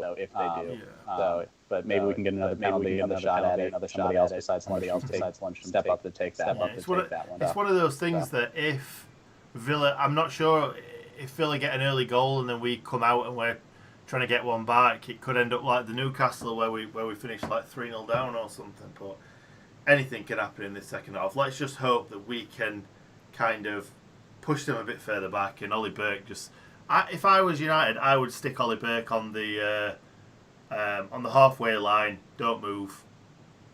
Just don't move. Let the rest of the 9 defend. Stay up there. Keep 2 of their men back at all times. It just sounds simple. Chris Wilder. Yep, I agree. Get me involved. Right, so thank you anyway, Robert. Thanks for joining us. We might make this a regular thing. Actually, we're not doing many watch-alongs, are we? But if we do, I think this is a great idea. Really enjoyed it. Yeah, I concur. I'd love to chat more with you, Robert. You definitely know the beautiful game. But really, I just want to talk to you about baseball. Sure. Yeah. For sure. All right. Well, appreciate it. And yeah, hopefully, if we do this again, I'll see if I can fix the headphones set up. Yeah, we'll have to have a Skype chat at some point. Anyway, well, you two will have to have a Skype chat anyway. Yeah, leave us alone. Right. Thanks a lot, Robert. And take care, we'll guys. see you soon, mate. Thanks, Robert. Right. Thanks, Robert. All right. Bye. Well, we are back underway. Second half, Nick. I'm sure you're level with me in terms of kickoff. So that's great news that we're. God, that's the loudest bike in the world has just gone past mine. Did you? Did you hear that? You've got to have your window open though, don't you? Got to have it. I haven't got my windows open. That's just how loud it was. I know. Yeah, I really enjoyed that. Chatting to Robert. Yeah, me too. It's a shame about the echo. I'm sorry to all the people that were messaging me privately. We will definitely try and figure something out. I don't know what would have been. Because we couldn't hear it. Can we just ask if there's still an echo? Oh, someone's put it's all clear now. We can't. No. I've got several people messaging me on WhatsApp telling me when where. So it must have unfortunately been something to do with Robert's equipment, so to speak. Add that to the Oh, there's so many innuendos going on. Love it. Double entendres. What was I going to say? Yeah, the thing is as well, he's coming all the way from the US, so it's not always going to. Oh yeah. You don't want to chin him off, do you? You don't want to just chin him off and be like, "Hey, we're hearing you twice. Get on your bike, on you go." To walk over here if you want to be on our program. Well, to be honest, we're quite far away from each other, aren't we? Yeah, not my choosing, Nick. If it was up to me, we would live together, and I think we'd be very happy. Oh, it's all right, Robert. Don't worry about it, mate. It's all good. Back to Robert's a lovely chat, by the way. I wanted to talk to him more. I was just conscious about the echo, but I'll definitely chat to him offline, as they say in the biz. Villa trying to again get that ball into the mixer, target, cross-come shot, goes straight into the side netting. Rammers, no danger. It's in the chat. It's Captain Kosa. That's Robert. Yeah. Oh, that's him, is it? Excellent. Yeah, he's someone who I've agreed with on numerous occasions through the chat, so he knows his stuff. Simply Owens here. Subscribe to Ingood Nick. Thank you very much, mate. Great to see you. I'll tell you what we're going to do. We're going to give Robert a moderator status as well, because he's an absolute dude. Yeah, I love it when I hear from United fans far and wide, because it's always felt, certainly when I was growing up, because I didn't grow up in Sheffield, I always felt like I was the only Blade, because I was at my school. So the thought that someone who is from nowhere near the lane would choose my beloved club, it fills me with pride. I love it. I'm like a missionary for the Blades. I've converted people all over the world into being Sheffield United fans, but when it's nothing to do with me, I just love it. Yeah, great story. Everything that you were saying as well just sounded bang on, didn't it? The reason why we love like Sheffield United so much as well. We obviously have to love them, but the reasons why we are so proud right now is because of everything that he said. Chris Wilder obviously being a Blade, the way that we play, very exciting to watch sometimes when we're not down to 10 men. Sometimes. Yeah, I think if he'd been watching the Blades perhaps under Nigel Atkins, he'd maybe have chosen a different team, but we'll take it now. Absolutely. Right, are you going to allow me during that? Because I need to put the lights on, basically. It's got really dark here. Okay. So I'm just going to do that. That's fine. I'm really bad at filling, but never mind. Let's go for it. To be fair, Aston Villa are on the break, as they always are. Lovely ball inside from Grealish, but George Baldock just sends him out. We're all good. Oh, I thought that were our ball, to be honest. Hourahan across to... I'm terrible at this. Hal is so much better than me at this. Oh, that's an awful ball. No, but they've just kept it in. Yeah, Aston Villa still on the attack. I don't think we're going to see much else, are we, really? Is it Douglas Luiz, Hal, for Villa in the middle? Yes, sir. Has he not just been given a Brazilian call-up? I saw a video of him with his family And it looked really nice, all hugging each other because he got a Brazilian call-up. Well, whilst that's a beautiful story, I don't actually know the answer. As you know, I follow the Paraguayan league quite strongly. But who's your favourite team in Paraguay Brazilian. other than that team that you mentioned earlier? Olympia. Other than Olympia. Yeah. You've got to have got another team.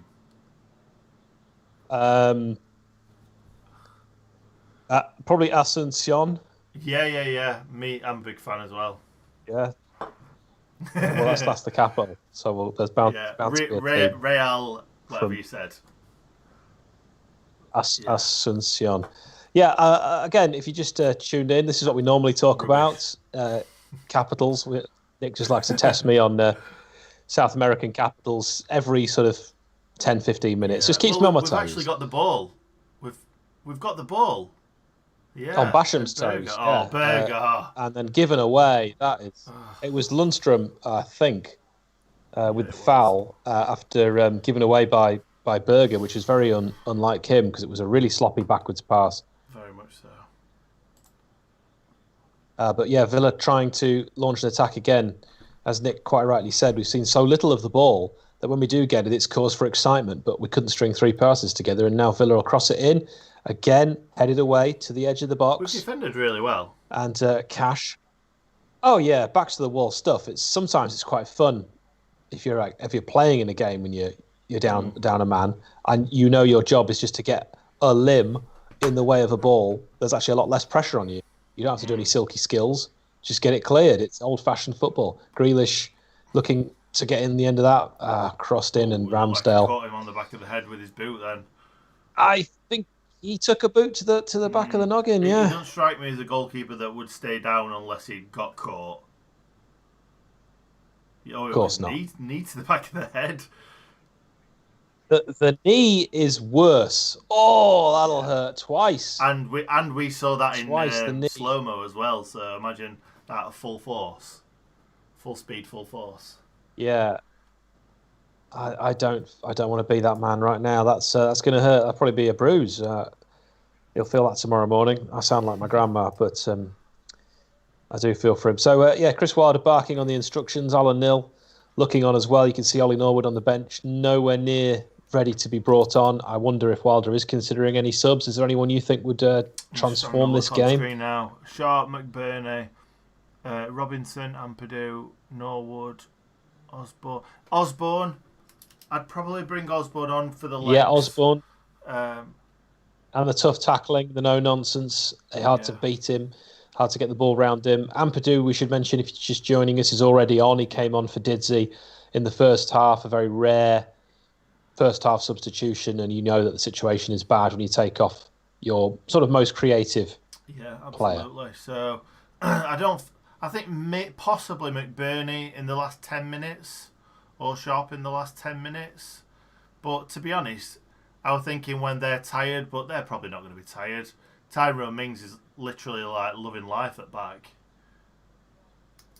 Yeah, and Billy, he scored a hat-trick here before, so maybe get him back to relive some of those memories, because he clearly can do it at Villa Park against these defenders.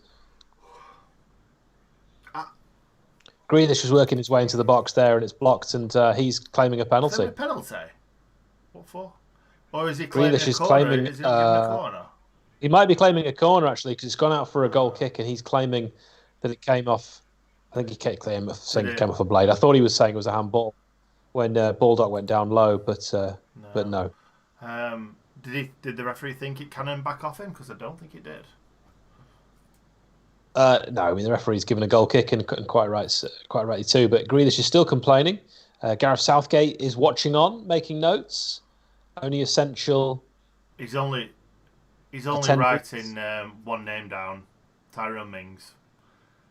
As long as Tyrone Mings is on that team sheet.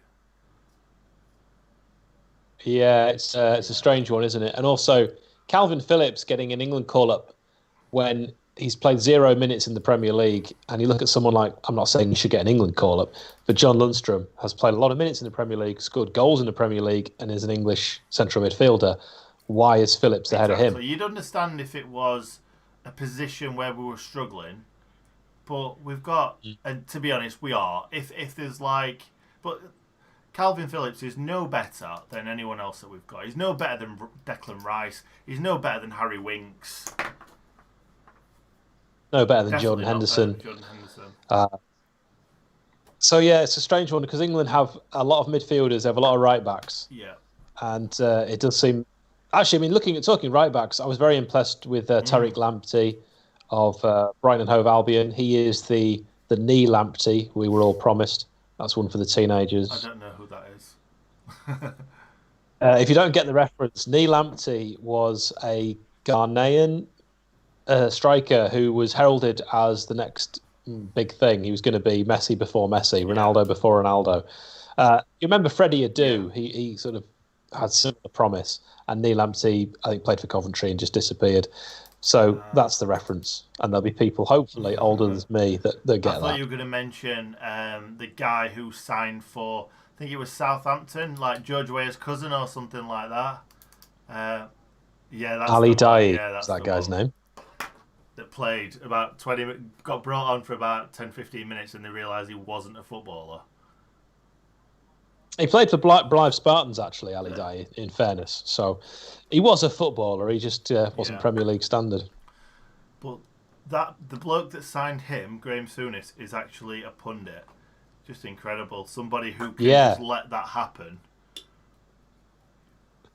I can't help think of Graham Souness. I did on Twitter years ago, my Just Not Cricket one. Toilet a footballer. So you just change their name to something that sounds like a toilet sort of joke. And someone wrote Graham Poo Mess. Oh, go on, Blades. Come on. We've got the ball. Right, Blades on the attack. Go on, Berger. That's it. Ollie Burke needs to make a run. Right-hand side.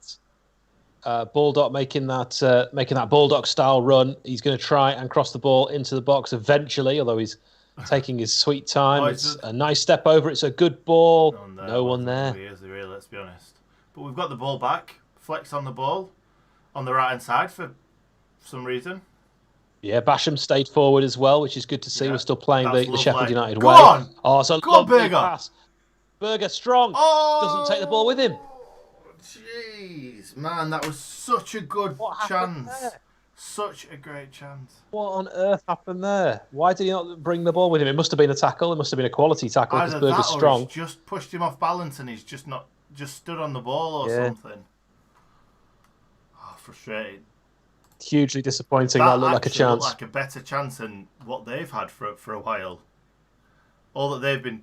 Yeah, I mean, it's going to be on the break. It's going to be our only opportunities. And another thing you'd probably say, if you're a Villa fan now, you'd be going, crikey, why aren't we creating chances like that? 10 men, we've had all the ball. But that's the thing, we've got so many men behind the ball. I'm just going to have a look at the odds of Sheffield United win. Yeah, it's worth throwing something. I wouldn't go crazy, nothing more than a couple of grand on that. 8-1. I know the kind of money you YouTubers make. Really not a lot. It's silly money. It's definitely, if you're watching. Yeah, YouTubers earn silly amounts of money. Not this YouTuber. Yeah, I'm joking, of course. Right, we're on 59 minutes. It's Aston Villa 0, Sheffield United 0. We have missed a penalty. We have had a goal not counting from Ollie Norwood in a previous encounter. We're feeling hard done by. We were 3-0 up against Villa before, and somehow they came back with Dean Henderson errors. We deserve to come to Villa Park and get more than a draw. Come on, then. It's back to the wall defending. Every time Villa put the ball in the box, there's a Blades foot that meets it and just hoofs it anywhere. The anywhere that it's always landing is back at a Villa foot. The only chances we are getting is from Villa errors or someone is finally challenging that ball and winning it back, because they're gettable. We've already seen that. They're not the greatest football club in the world, football team in the world, and we can catch them on the break like we have been doing. And they've not been great going forward either. They've just lumped it in the box for the most part. And Villa, of course, prepared is what it says on their badge, and it does look, if you were watching this game as your first experience of Premier League football, as though they're far more prepared than we are for the way this game's panned out. It's attack versus defence. It is. So Another ball into the box that we've dealt with quite comfortably. Come on, Sander, bring it away. Thunderberger. He's slowing down though He's when we got want no the opposite of that. Yeah, but We've got to hit them no on the break. It's lovely football. Sander Berger, Great. It reminded me of kind of like a Messi move where he's just like pretended to go one way, but just shimmied his body. He's not even moved. Yeah, that's decent ball over the top. Keeper's got that. Yeah, I mean, you mentioned Messi and Sanderberger in the same sentence. I don't think anyone will question that. Messi wears Sanderberger pajamas. It's looking like there's going to be substitutes. Somebody's just put McBurney coming in, so maybe McBurney is coming on. It's not the change I'd have made, and I'll be happy to be proven wrong when he scores a last-minute thunderbolt into the roof of the net. But it's not the change I'd have made. Ben Osborne is the change I'd have made because we need a bit of steel in the middle. As well, he's going to. That's another great header away. He's going to take. Blades. He's going to take Ollie Burke off, isn't he? And then we'll have. Well, he should take Lundstrom off. But because Lundstrom has not been he's not been himself a couple of games so far this season. I'm not sure. That's overhit. It was the right idea though, and Burke was just kind of stood there. That ball was so overhit. No, I completely agree. But I expected Burke to kind of try and get himself back on side and then go. I could have seen that. That would have worked. Yeah. Yeah, it'd be lovely to see us on the break choose the right pass. Villa again attacking with Target on the left, finding Conor, and then Scott McGinn, John McGinn, of course, Scott McGinn, the one that used to play for the Blades, got to get that right. John McGinn, he's got a wand of a foot. I don't know what foot he uses, but it's good. He's got a great left just foot. Left. Because, all the best players. Yeah, exactly. No. Are you left-footed? That's what I'm saying. Oh, here he comes. What's his name? Is it Calvin something? Calvin Davis. Is this Marvellous? Davis, no, it's is it Calvin Davis. Keenan Davis. Keenan. He was. Keenan Davis. They're youth prospects. When, we played at Villa Park last season. I thought he was excellent. The only Dean Henderson that stopped. Yeah, and you know what? I'll take brilliant with no end product against us. Well, he did. All day because Henderson pulled off a couple of great saves from him. Chance for Villa at the far post. Oh my and it's God! Crept in. What is Concert on 63 has beaten Aaron Ramsdale. It's their first real threat where I thought they're going to definitely score, and Concert put it in the one place that Ramsdale wasn't going to be able to collect from a corner. It was also the first really decent delivery from a corner they've had. It was flicked on by Mings. Southgate making notes. He had no chance with that, but it's just the way that Ramsdale dives that it just looks like he just throws himself at it. But yeah, he had no chance. Yeah, I don't think there's any blame on Ender Stevens. He does jump. He jumps as high as he could have jumped. Concert gets a march on him. He's got the run on him there. Got the run on him. And Endo going backwards, it's always hard to get like a leap. Yeah, I think very disappointing. Jack O'Connell lost Mings. I think that's the only blame you can really look at, because I think he lost him, and then he were grabbing his shirt trying to get him back. But it were a great flick on, but he were kind of on his own. Well, I don't know who's in charge of these set pieces for Villa, but they're spot on. Yeah, Fleck's gone off, and Ben Osborne has gone on. I wouldn't necessarily have taken John Fleck off. I just feel like, did we talk about this before, whether he was ever going to play two left-footers? We did. We discussed it, and I have no problem with two left-footers in the middle because we've played two right-footers in the middle many times. And really, who's in the midfield now then? Berger and... Wait, is Lundstrom still on the pitch? Lundstrom. Yeah, that's why I'm surprised. Unless he's taken Lundstrom off as well, and we haven't seen a caption. I'm pretty sure he was there with Berger. Do you not think this is now a game that's crying out for Ollie Norwood because of his range of passing, that when we are looking to break, we're overhitting it, and Norwood might be able to pick out a more accurate pass. You were saying earlier about probably the only way of us scoring is from a set piece, and like fair enough, Ollie Norwood's crossing and dead balls hasn't been great of late, but we all know he's the best at the club with putting a ball into the box. No. Yeah, there's no one else. quite like it. So yeah, I could see Norwood being brought on and being useful. Right, but it's not happening now, is it? There's one. I think we've got one sub left, aren't we? And that's going to be a striker. I don't think he brought McBurney on. Yeah, I quite agree. Disappointing all round in terms of how we now try and get back into this game, conceding at one of the worst possible moments to concede. Okay, it gives us time to make changes, but there's only so much that Chris Wilder can do. He's already used 2 subs. It's not the days of a few weeks ago where we could make more changes. We've only got 3. And there's going to be 90 minutes Ollie Burke's had under his belt in the last few months. Yeah, I'm guessing not a lot. Lovely pass from Lundstrom. Good cross coming in. And it's headed away. Keeper would have had that, Martinez, but Conser decides to get his head on that and give us an unnecessary, from a Villa point of view, corner. Yeah, we'll take it, though. We'll take it. We need everything we can get in this game. Oh, 100%.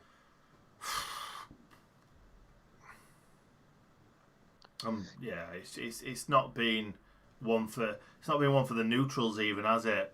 Definitely not one for the. They never are. I mean, apart from the 3-3, the games against Villa, the last one, and this one have been hard viewing. The last one was one of the worst games I've seen in a while. I think it was actually the worst game of football ever played.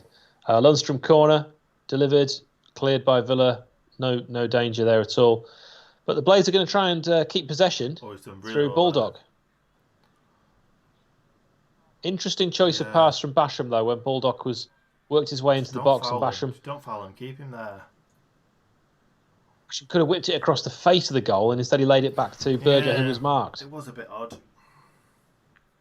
It was very odd, and now, of course, Villa have regained possession. And let's just see Osborne. Sorry, I've not changed the score. Osborne get close to his match legs. That impetus, and he'll have been watching on the bench, getting more and more frustrated, and he'll just want to grab this by the scruff of the neck. So already we're seeing Osborne closing down his man far quicker, although not getting a foot in, I notice. No, that's better. And then a lovely pass from Osborne to find Burke, and then he's going to get the ball back again. He's going to try and take his man on, but I think it's good challenge.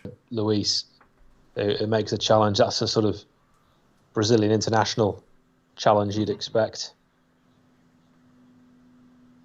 It's Grealish on the edge of the area. He fancies a shot. He gets a shot away. Ooh, far and away. It is wide of Rama's left-hand bottom post. It's never described like that, but it is the bottom of the post, and I wanted to give a visual for those that aren't glued to their telly. Gosh, that's close. I think he had it covered. I think he had it across really quickly there. By the way, if anybody is interested, here is the boot of destiny. There you go. That's for all the viewers out there. Oh, that hurt. Having to put my leg up so high. Oh, well done. Basham coming off now. Bash off. I don't agree with that. I will never agree with taking Chris Basham off. And he's played really well. He has. He's been excellent. He's done everything right in the defensive. Are you third. Thinking as well as I am, Nick? We've not really seen a lot of Ethan Ampadu. Not really. I've seen him do a couple of nice things. He joined in with the attack. Oh, he's done nothing wrong. He joined in with the attack. It's just I don't feel like we've mentioned him a lot. I don't think we have. Sometimes that's a good thing, though, isn't it, for a defender? He's possibly just done everything right. Yeah, he certainly made no mistakes, because we definitely would have noticed those. But we're into the 69th minute. It couldn't really have gone worse, actually, if you were to write this game as a script. No.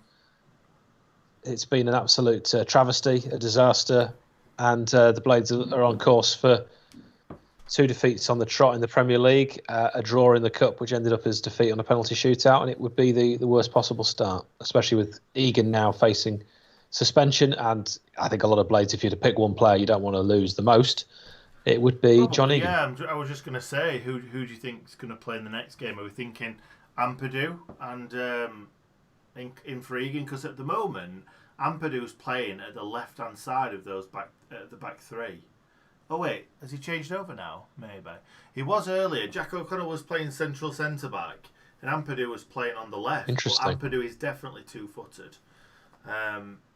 That would be very interesting. You have to leave Jack O'Connell on that left-hand side because of the bombing that he does down that side. And last season, it's clear that Jags would have just played instead of Egan and did every time that Egan was out. But this time round, we've got other options. Yeah, and I know we like Egan to be that big, strong central figure, but Ampadu, when he played against, I think it was against Spurs in the Champions League last season for Leipzig, he was excellent, and he played like kind of a Conor Cody role where he was pinging balls to Interesting. the wings. So it wasn't a big brute, I could see that, but he was in the best place to be pinging these balls left and right. So yeah, I could see that. I think the thing is with Ampadu, if you play him in that defender that stays back role, you lose a bit of his ability on the ball and his passing. But if he's pinging balls out, Beckenbauer style from the back, I've got no problem with that.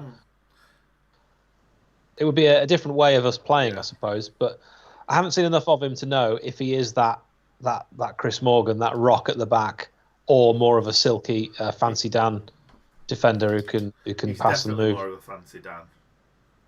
Yeah, he's not a Chris Morgan, but he also throws himself at. He's a kind of a new age / older generation sort of defender where he'll throw himself at the ball like an old-fashioned defender, but at the same time he's great on the ball as well. Maybe Jack Rodwell is another shout. I'd be surprised, but he is a defender and he's on the books. And then there's Jack Robinson as well. You could play Jack O'Connell at central centre-back.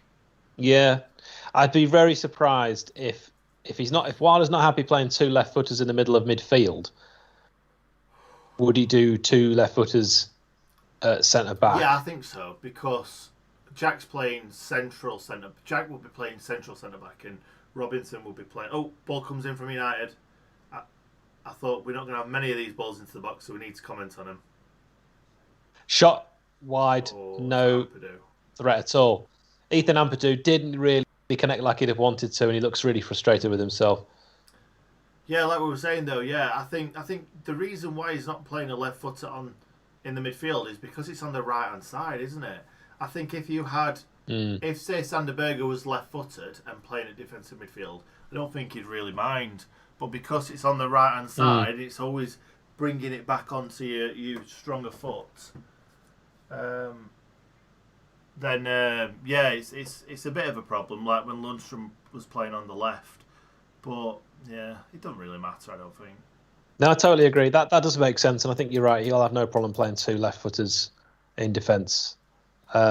Matty Cash there looked like he'd fouled his man, and in fact, the referee has said it went out for a throw, so he just couldn't quite keep it in, and it's going to be a throw into the Blades on the left-hand side, just over halfway, with Ender Stevens, who you'd imagine will look for McBurney here.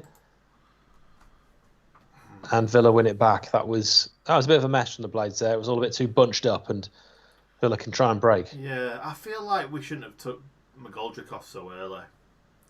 I think we lost all creativity. Yeah, I agree with that. Would you have dropped McGoldrick into midfield, maybe? Yeah, taken Lundstrom off? And then Lundstrom wouldn't have taken that penalty. Yeah, but McGoldrick might have missed. He's missed before in a slightly more important game. Villa ball over the top. There's a chance here for Aston Villa, and good defending. They had 3 men attacking then as well. I think that was Ampadu, wasn't it? Come on. Who got another key foot in, and I tell you what, that missed opportunity there from the Blades. That pass from Berger, if that was the right pass, that's what we've been talking about so much with this game. When we break, pick the right pass. We had 3-on-3 there, and now Villa are attacking. And there should have been a goal there. Probably. Are they going to ask for a penalty? Well, they definitely are appealing. Ollie Watkins saying he was hauled down and he wants a penalty. But that was a chance on both ends. But the Blades, gosh, they missed that opportunity, didn't they? I know. And Sander Berger, I reckon it was really, really close there to be going through. And if it would have gone through, that would have been a golden opportunity. A golden opportunity. Just seen that replay again. Ollie Watkins, I don't know what he was complaining about. If anything, he fouled our defender, and referee's not interested, and quite right too. I think it was Ampadu fouled. Yeah, he came straight across, didn't he? And just got his body in front of the ball. Yeah, right through the back of him. Of course, the Wolves game after this, a lot of talk in the press. I'm sure it's nonsense about George Baldock being the Matt Doherty replacement at Wolves. How do you see that? It's looking like they're going to go for, is it Nelson Semedo from Barcelona? Yeah. So he's Portuguese, he fits the quota. That's all they need. Do you now, or have you ever been to Portugal? It's No. Nuno Espirito de Santo's question to every player. Oh, right, yeah. Yeah. And if the answer is yes, then join us. Have you seen the third kit for Wolves? Yeah, it's stupid, isn't it? They're just steering into it. Well, yeah. I mean, maybe that's the way to do it. If everyone's going to say you are just Portugal reserves, steer into it. All right, we'll wear Portugal's colours as well, and we'll sign Ronaldo. I know. Maybe that's. And I'd love to say good luck to him, but I saw you on the Wolves YouTube preview. You're much kinder about Wolves than I am. I'm a big fan of Wolves. I got hammered by someone for that. Someone put, I've just seen you sucking up on the Wolves channel. I really like him. Hey, I apologised. For that after I wrote it. I really like him. I've got a lot of time for Nuno. I think they've done really well. Obviously, they've had a lot of money and there's a lot of dodgy dealings going on. That's why I don't like it. Yeah. It's all a bit too dodgy. You think they'd have signed those players in the Championship without an agent that was directly connected to the club? No chance. And I'm aware of that, but I like the players. That's how they got around financial fair play. Anyway, I don't like it. No, that's fair play. I understand why you don't like it as much. Villa getting pop shots away, but Trezeguet. I mean, I'd not really watched Trezeguet too closely before. Why would I? And I've been kind of keeping an eye on him this game since my Villa friend said he was crap. And, he's got a point. but he's looked pretty crap. It looks like David Trezeguet. He doesn't look. He looks as much like David Trezeguet as I look like Ben Rama. So Jack Grealish is pulling the strings. I think he loves playing against 10 men, doesn't he? He gets so much more space, and you get a lot of space in the Prem anyway. You do. And 14 minutes left. Well, nearly 13 minutes left before stoppage time. We've not got a lot left. But to be honest, we don't even know who our captain is. It's taken us almost an hour to try and figure this out. I've not seen an armband on anyone, and he definitely took it off. Maybe he took it off and threw it to the ground in disgust. Maybe he ripped it up. Yeah, a bit like the team plan for the challenge that is. He's played on, but he could have easily brought that back for a foul, bang on the edge of the box. Ooh! Shot over the bar from Watkins. That was a good effort. But I don't. But Nick, are you not surprised that Villa haven't really tested Ramsdale against 10 men for the majority of the game? Yes and no. Yes, because we've defended so well, and you know how hard it is to score a goal against like 10 men when they're all sat back.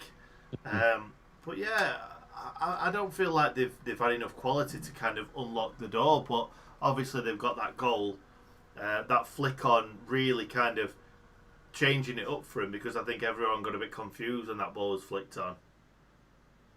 Yeah, great set piece, that corner for Villa. We've got to say, obviously we are biased, but credit where credit's due. Their set pieces today have been really imaginative and different. They've mixed their corner routines up every time, and it's really kept us on our toes. Literally just been pushed off the ball so easily there. And Villa on the attack, pulled back to McGinn. If he'd taken a touch there, if that was us, if that was the Blades, I would be pulling my hair out, because that was a chance for Villa. And really, McGinn gets hold of that, he's probably going to hit it on target, and who knows. But the Blades now using that to their advantage on the break.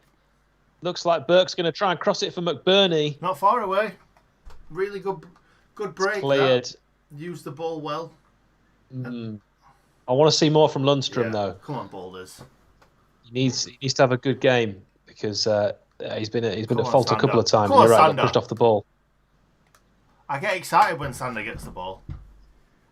It's because he's quality. The man oozes quality. I think Lundstrom's now just decided he's going to play it simple, so he can't make any errors.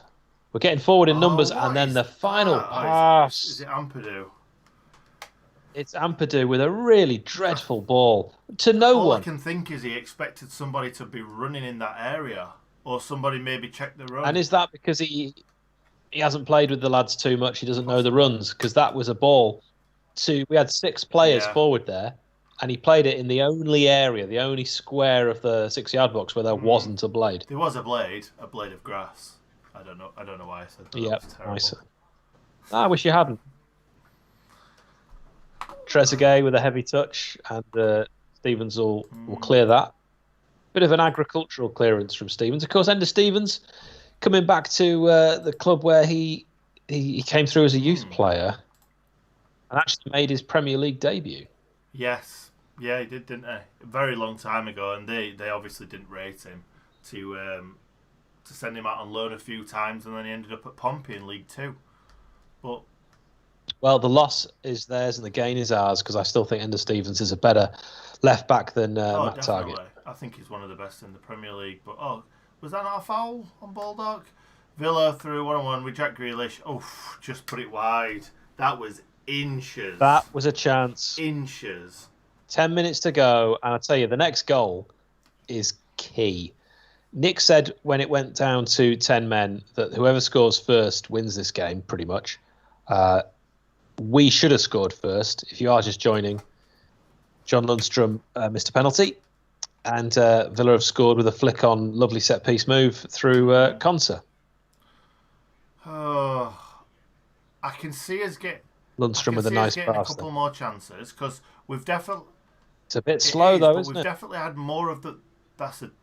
That was a decent ball if we had anyone running in behind, but...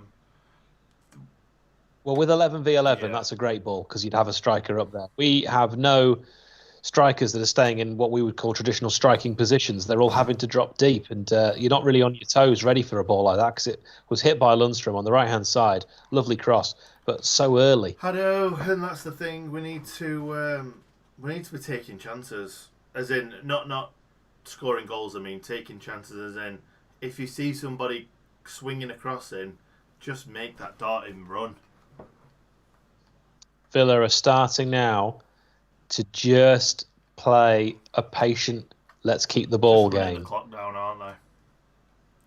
And that's what you don't want to see. That's when it gets dangerous. If they keep looking for a goal, as frightening as that sounds, we still got a chance of hitting them on the break. If they decide they're just going to keep possession at the back, that could be us chasing shadows, and that gets tiring very quickly. What's happening now? I thought they were bringing somebody on. Matty Cash is taking his time. Again, they're in no rush at all. This is a dream. This is dreamland for Villa. He's stolen, I would say, 10 yards on that throw-in. Well. And the ref's not happy. Well, he was taking the mick there. That ball went out. He's taken a long time over the throw, and the ref has given Cash a booking for time wasting. And to be fair, he has taken nearly a minute over this. I don't think I've ever seen a player booked for not taking a throw. You normally see Chris Wilder. Chris Wilder was booked against Sunderland in a playoff semi at the Stadium of Light in '98 for taking too long over a throw-in. Didn't we lose that game? We did. I was hoping that you weren't going to follow up with that question. Why was he taking his time? We were leading from the first leg, I believe. Sense. But that must have been early on. Yeah. I remember it. Vasper it was a free kick in the first leg at Bramall Lane.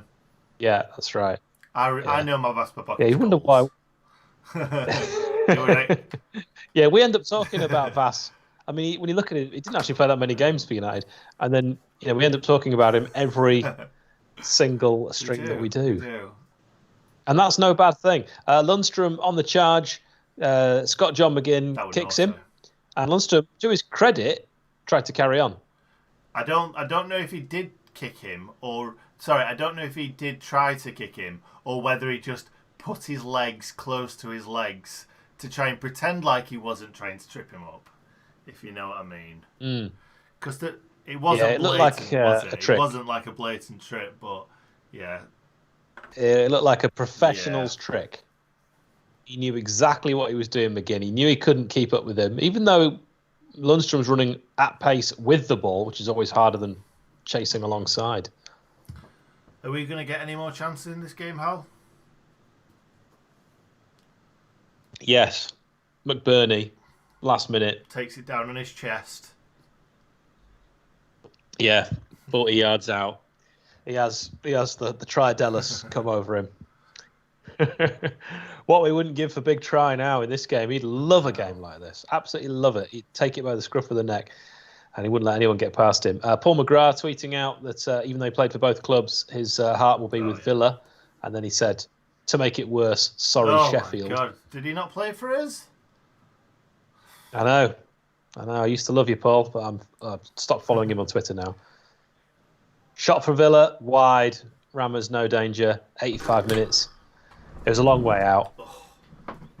I didn't see who had the shot. It was a bad shot, though. It was a bad shot. I wanted to say Grealish, but look, Jack lost him. That's the second Premier League game where Jack O'Connell's lost his man and it's ended up in a goal. It's just so unlike him. And it really is. It doesn't look like runs across Jack.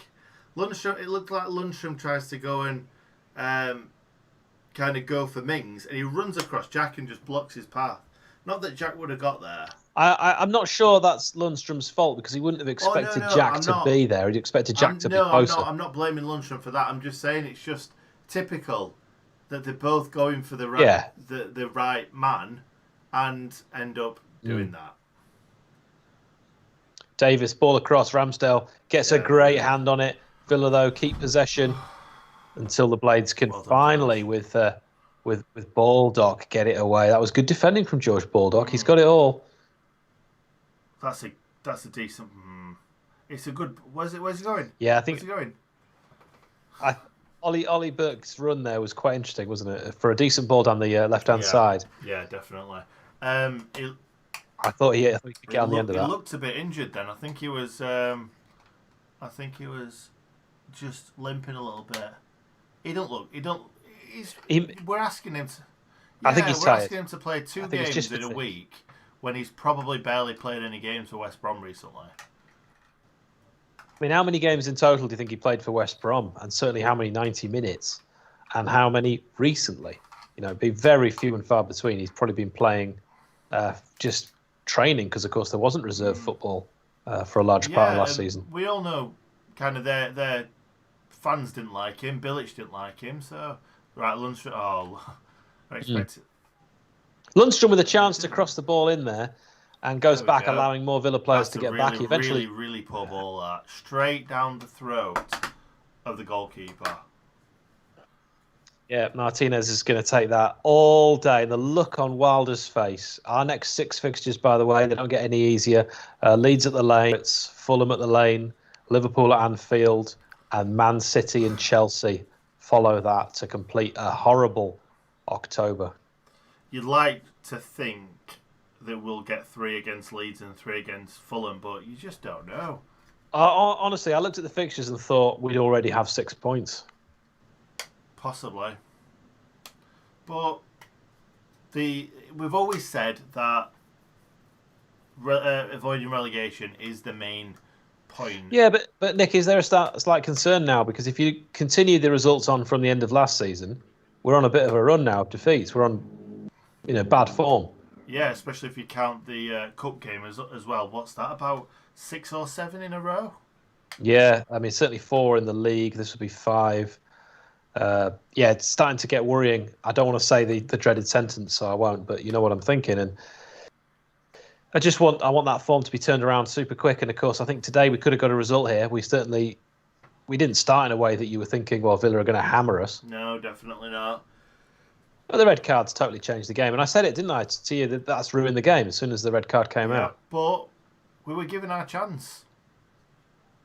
Yeah, and maybe we'll have another one. I've said last minute we are still going to get a chance in this game, and it's about who wants to step up and be a hero, who wants to take it. We need to get men into the box, because when we're putting balls into the box, we've not got enough men in there, because obviously they've got... Well, Lundstrom, get that ball in half. Lundstrom again, he can't beat the first man, but he wins a corner. I can't see it. It was Scott John McGinn who blocked it. I suppose that makes sense because he's Scottish. That's true. So I could just be saying his nation. I'm glad I don't do that for everyone. Right, here we go. Ball comes in. Oh, Sander Berger. He just swiped at that, didn't he? He swiped at it with no real conviction, and as a result, no real connection, and that's gone out. When I think there was a chance there. Yeah. If he took a touch... It felt like he didn't even know where the net was, to be honest, because he was kind of trying to swivel on it, and it was such a difficult chance. It's like when your mate makes you close your eyes and spins you round and then says, right, now take a penalty. That was nowhere near the goal. That was a shame. Sander Berge, though, I don't want to sound like we're criticising him because he's been really, really good. He had that really good chance when he went through, and I don't know what happened, but it looked like he got... We didn't see a replay. It's really frustrating that we didn't see a replay of that. But the thing is, it wasn't an attempt on goal, was it? So that's probably why they haven't showed it. But it's just so rare to see, when you and I watch our young relatives play football, often they'll run and leave the ball and they've got to go back and get it again. It's quite rare in the Premier League to see a player run and the ball stays behind them and then they realise that it's a couple of yards back there. So you'd like to see what happened there because it didn't look natural. It looked like a computer game glitch. And do you know what I've just thought? I remember West Brom fans commenting on the video of Ollie Burke and saying that he's got a trampoline foot. And to be honest, a lot of the balls that have come to him have kind of bounced off him. Yeah, they have. I mentioned a couple of times his touches on the wing on the right hand side and the left, where he's mixed it about, and his movement's been excellent, but his touches were quite heavy. So that's a concern, especially as someone who would have applied his trade initially as a winger. You've got to have a good touch, a Paul Devlin first touch. Absolutely. Well, that is a criminal gifting of the ball there, and Villa now hitting the blades on the break. This is dangerous. This is Grealish. This is over the bar. From a crucial block, but I thought that was going to be 2-0. It was John Lundstrom who put body on the line for the cause. He got back. He was running like a gazelle. Threw everything he had at it. And he's tired, but credit to the man. He said, "You shall not pass." But I can't see us getting another chance now. 1 minute, 20 seconds left. Hugely frustrating day, Nick, at the office. This hugely frustrating. So much more could have come of it, and now Villa are taking the mick. It's Scott John McGinn who just decides to hold the ball up at the corner flag, and the blades play right into his hands and gift them a throw in, and this is being taken at a snail's pace. Yeah, it's game over now, isn't it? 55 seconds left. Never say never. There's time on the clock. If we're sensible, we got the ball back there and we just gave it back to them, and they'll do the same again. They'll be delighted with their start.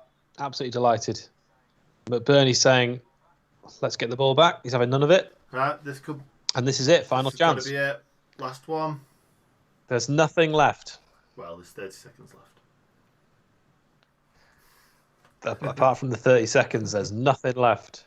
This is it. It's all or nothing. It's McBurney with a chance to win a header and steps away from his man. So now Villa on the attack. If there is another goal in this game, it doesn't look like it's going the Blades' way. Nothing else left. Luiz shot. Yeah, it's over the bar. Douglas Luiz and whoever the manager of Brazil is, Dunga, he won't be impressed with that. Dunga's in the crowd, sat next to Gareth Southgate. Have you seen? It's full time. Oh, Blades. Why'd you do this to us? Do you know what this reminds me of? What you said in the last video when you said you wait and wait and wait and then you just let down, and it feels like that just keeps happening. Hugely disappointing. I'm a bit gutted with that. Martinez is making it look like he's just won the World Cup. Is there? No need for that. Mings is happy, but Martinez is really, really quite delighted. Okay, fair enough. He wants to beat the Blades. I'd have no problem with that. Yeah. So that's 2 games, 2 defeats. I'm slightly lost for words. I don't really know what to say. I'm so disappointed. The penalty miss will be one that we'll look back on as potentially crucial as the season goes on. It was. That's a shame. It was. Absolutely. There's nothing else you can say about it. It was a poor penalty. It was a penalty. It was a poor penalty. And then they've just How can you be given a penalty with 10 men? Your only big chance, and just throw it away like that. I just don't get it. We could have defended that. We could have defended that out, I reckon, if we'd have scored that goal. I hate games on a Monday, and I hate 6 o'clock kickoffs. Yeah, it's not good for us, is it? Well, I hate all kickoffs at the moment. They all ended in defeats. Yeah, I don't know what to say. You can see what I'm not good. I'm not good at a full time when we've lost. I'm not happy. This is the first watch along where we've lost. That's true, and also the others have been friendlies, so I could have taken it even if we had lost. It's difficult, isn't it? Because you've got to carry on talking even though you're annoyed, and you don't really know what to say. Well, I don't have to. I mean, it's your channel. I don't actually have to do anything. I'll stick with you for a bit, and then I don't think we'll be here long. Let's be honest. We won't. It's easier after a win. There's so much to look back on and talk about. So many positives, of course, to draw on for so much of last season. So what this time did around? We had the penalty. Well, a chance early before the penalty, ball crossed in low. I seem to recall. Other than that, and the penalty, I can't think of a Martinez save. I don't think he made a save, did he? Didn't have to. No, apart from the penalty. Other than the penalty, yeah.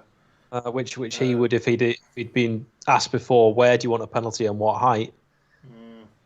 He'd have put that. Yeah, it's tough. It's a hard pill to swallow because you think Egan doesn't need to make that kind of silly challenge. He doesn't need to haul him. Well, he didn't haul him to the ground. He doesn't need to put his arm across. I think when you saw it again, it was a bit of 50-50, but Egan struck first, if you will. Yeah. I feel like yet again we have no plan B.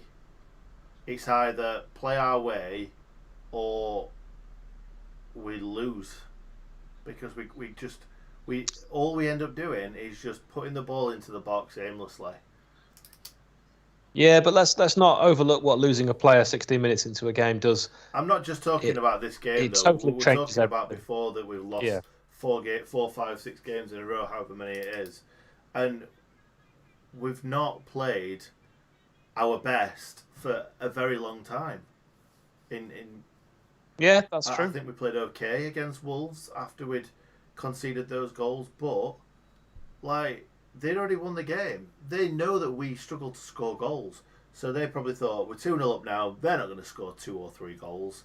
Let's just sit back and absorb the pressure. And to be fair, we could have got back into the game. We played okay, we hit the post and had other chances, but in this game, obviously losing that man, you don't create many chances. Let me put it to you this way. If that was at Bramall Lane and Villa had a man sent off, do you think we'd have been as dominant as Villa had been? It's an interesting question. You'd like to think so. And I mean, they were dominant in terms of possession, but there was only really twice where I thought Villa were going to score. And they had 70 plus minutes against 10 men. A low confidence 10 men, let's be honest. We're now on a bit of a poor run. I don't like the look of October, as we've mentioned. I also don't want to get on the back of Lundstram. I really don't think that he should have been the penalty taker, because a lot of fans already hate Lundstram, and I use that word, the correct word. A lot of fans hate Lundstram. They think that he's money grabbing and he wants more money than he's worth. We have absolutely no idea what Lundstram has actually asked for in the contract talks. All of us are just guessing. So let's not get on the guy's back. I personally wouldn't have put him in that position. I think maybe he was put in that position to win, obviously, rather than fail, by Wilder maybe thinking, oh, this will be what he needs, kick him on, positive and all that. But you and I both at the time, as soon as we saw it as Lundstram, were surprised. Yeah, but I think Lundstram's a very, very technically gifted footballer. I think he's a great passer of the ball. He can strike a ball. We know he can finish. He did that beginning of the season. And when he stepped up, I was a little bit worried, but at the same time I thought, Lundstram's a great footballer. He's got a great strike on him. He should be able to put this in the back of the net like all professional footballers should. But Yeah. He seems to be lacking in confidence. He seems to have his head down all the time. Doesn't seem to be enjoying his football. So is he the right player to be taking that penalty? Is he in the right frame of mind? Because definitely good question about the frame of mind. I don't know, but yeah, it's easy for us to say now because he missed, obviously, and if he'd scored, we might be looking at it differently. We didn't want him to take it at the time because I don't remember. I don't think I've ever seen Lundstrom take it. Have I ever seen him take a penalty? I don't think so. Is that they take him in training and Lundstrom bangs it in the back of the net most times. Because why wouldn't you let Sander... Who's decided that he's taking that penalty? Have the players on the pitch as Wilder? No. They'll know beforehand. Billy Sharp takes penalties. Ollie Norwood takes penalties. Neither of them were on the pitch. Yeah, so I guess Wilder would have said right beforehand because Bill and Ollie aren't playing. John, if we get a penalty, it's yours. It was a shame. Like I say, if he'd scored it's all totally different, and we have a different kind of conversation. I just don't want too many blades to get on his back because I think that'll only make it worse. He won't play better when he thinks that everyone's against him. We need to rally round him now. If he's our player and he's still wearing red and white, he's got my support until he leaves, and then I might say a few bad things about him. But Lundstrom, right at the end, was still giving his all and tracking back, and I think he has a few limitations as a footballer, and sometimes things that he does wrong are taken as him not caring. I actually genuinely think he's always trying. I don't know. Possibly, but I don't know. Someone, Villa fan did put it's the goalkeeper's debut, so of course he's going to celebrate like he's won the cup. I'm not sure you do. I'm not sure. Hey, look, if it was our keeper, and in fact Dean Henderson did used to celebrate like that all the time. We said that on full time when we're a bit sore. So Dean Henderson did it to the crowd. There's no crowd there. I don't know. Yeah, Dino did do it to the crowd. Yeah, you're right. I mean, look, I didn't like it. To be honest, I'm not really bothered. It's not then. No, you're fine. I'm certainly not going to lose any sleep over it. The window, of course, is still open as well. We need a striker. That's clear. I'm hoping it's just not a panic buy.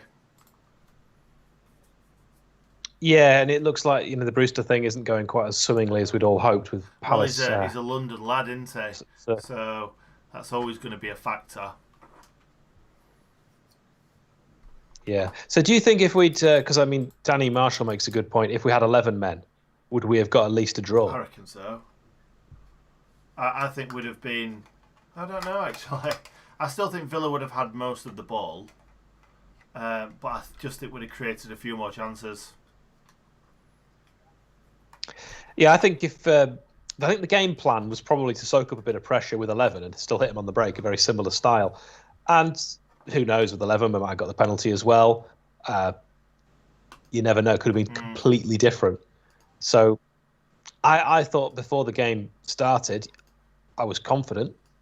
I could definitely have seen us getting a draw. I'd have taken a draw.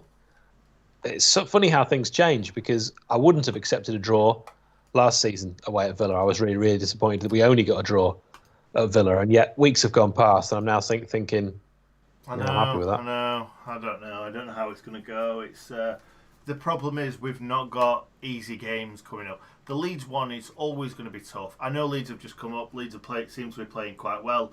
They nearly got a point against Liverpool. They obviously beat Fulham. Fulham has to be a win at all costs match. It don't matter how you play. You just got to win that. That needs to be a win. Leeds pretty much needs to be a win. Let's be honest. We need to get back to winning ways because we can't keep losing games. If we lose our next game against Leeds at home, there's going to be a lot of question marks. Yeah, it's all about confidence, isn't it, football? And you need to take, even if we don't play well and we just nick a win somewhere, we are the kind of team that will be buoyed by that and go on a little run. And you know what? We've surprised so many teams in the past, go to places where you think we're not going to get anything and we come away with something. And yeah, we've got a really, really hard run of fixtures. Other teams do as well. And we've started badly in the easiest of those really hard fixtures. So yeah, okay, on paper it starts to look a bit concerning, and now Egan's suspended. Am I worried? Yes, but I still got plenty of faith in Chris Wilder and the boys. With the squad that we've got, I can quite clearly see that we could easily go on a run and win a few games, not get beaten for 5, 6, 7 games. I can see that happening. So I'm not worried. I'm very, very slightly concerned about us not creating enough chances and not scoring. Well, we still haven't scored a goal, have we, in the Premier League? Well, it didn't look like scoring in many games last season. The beauty was we weren't conceding them. And I'm not putting that down to Dean Henderson not being here. I think it's just far too easy to look at what's changed and how we're not playing so well and go, oh, well, it's obviously all down to the fact that Dean Henderson isn't here.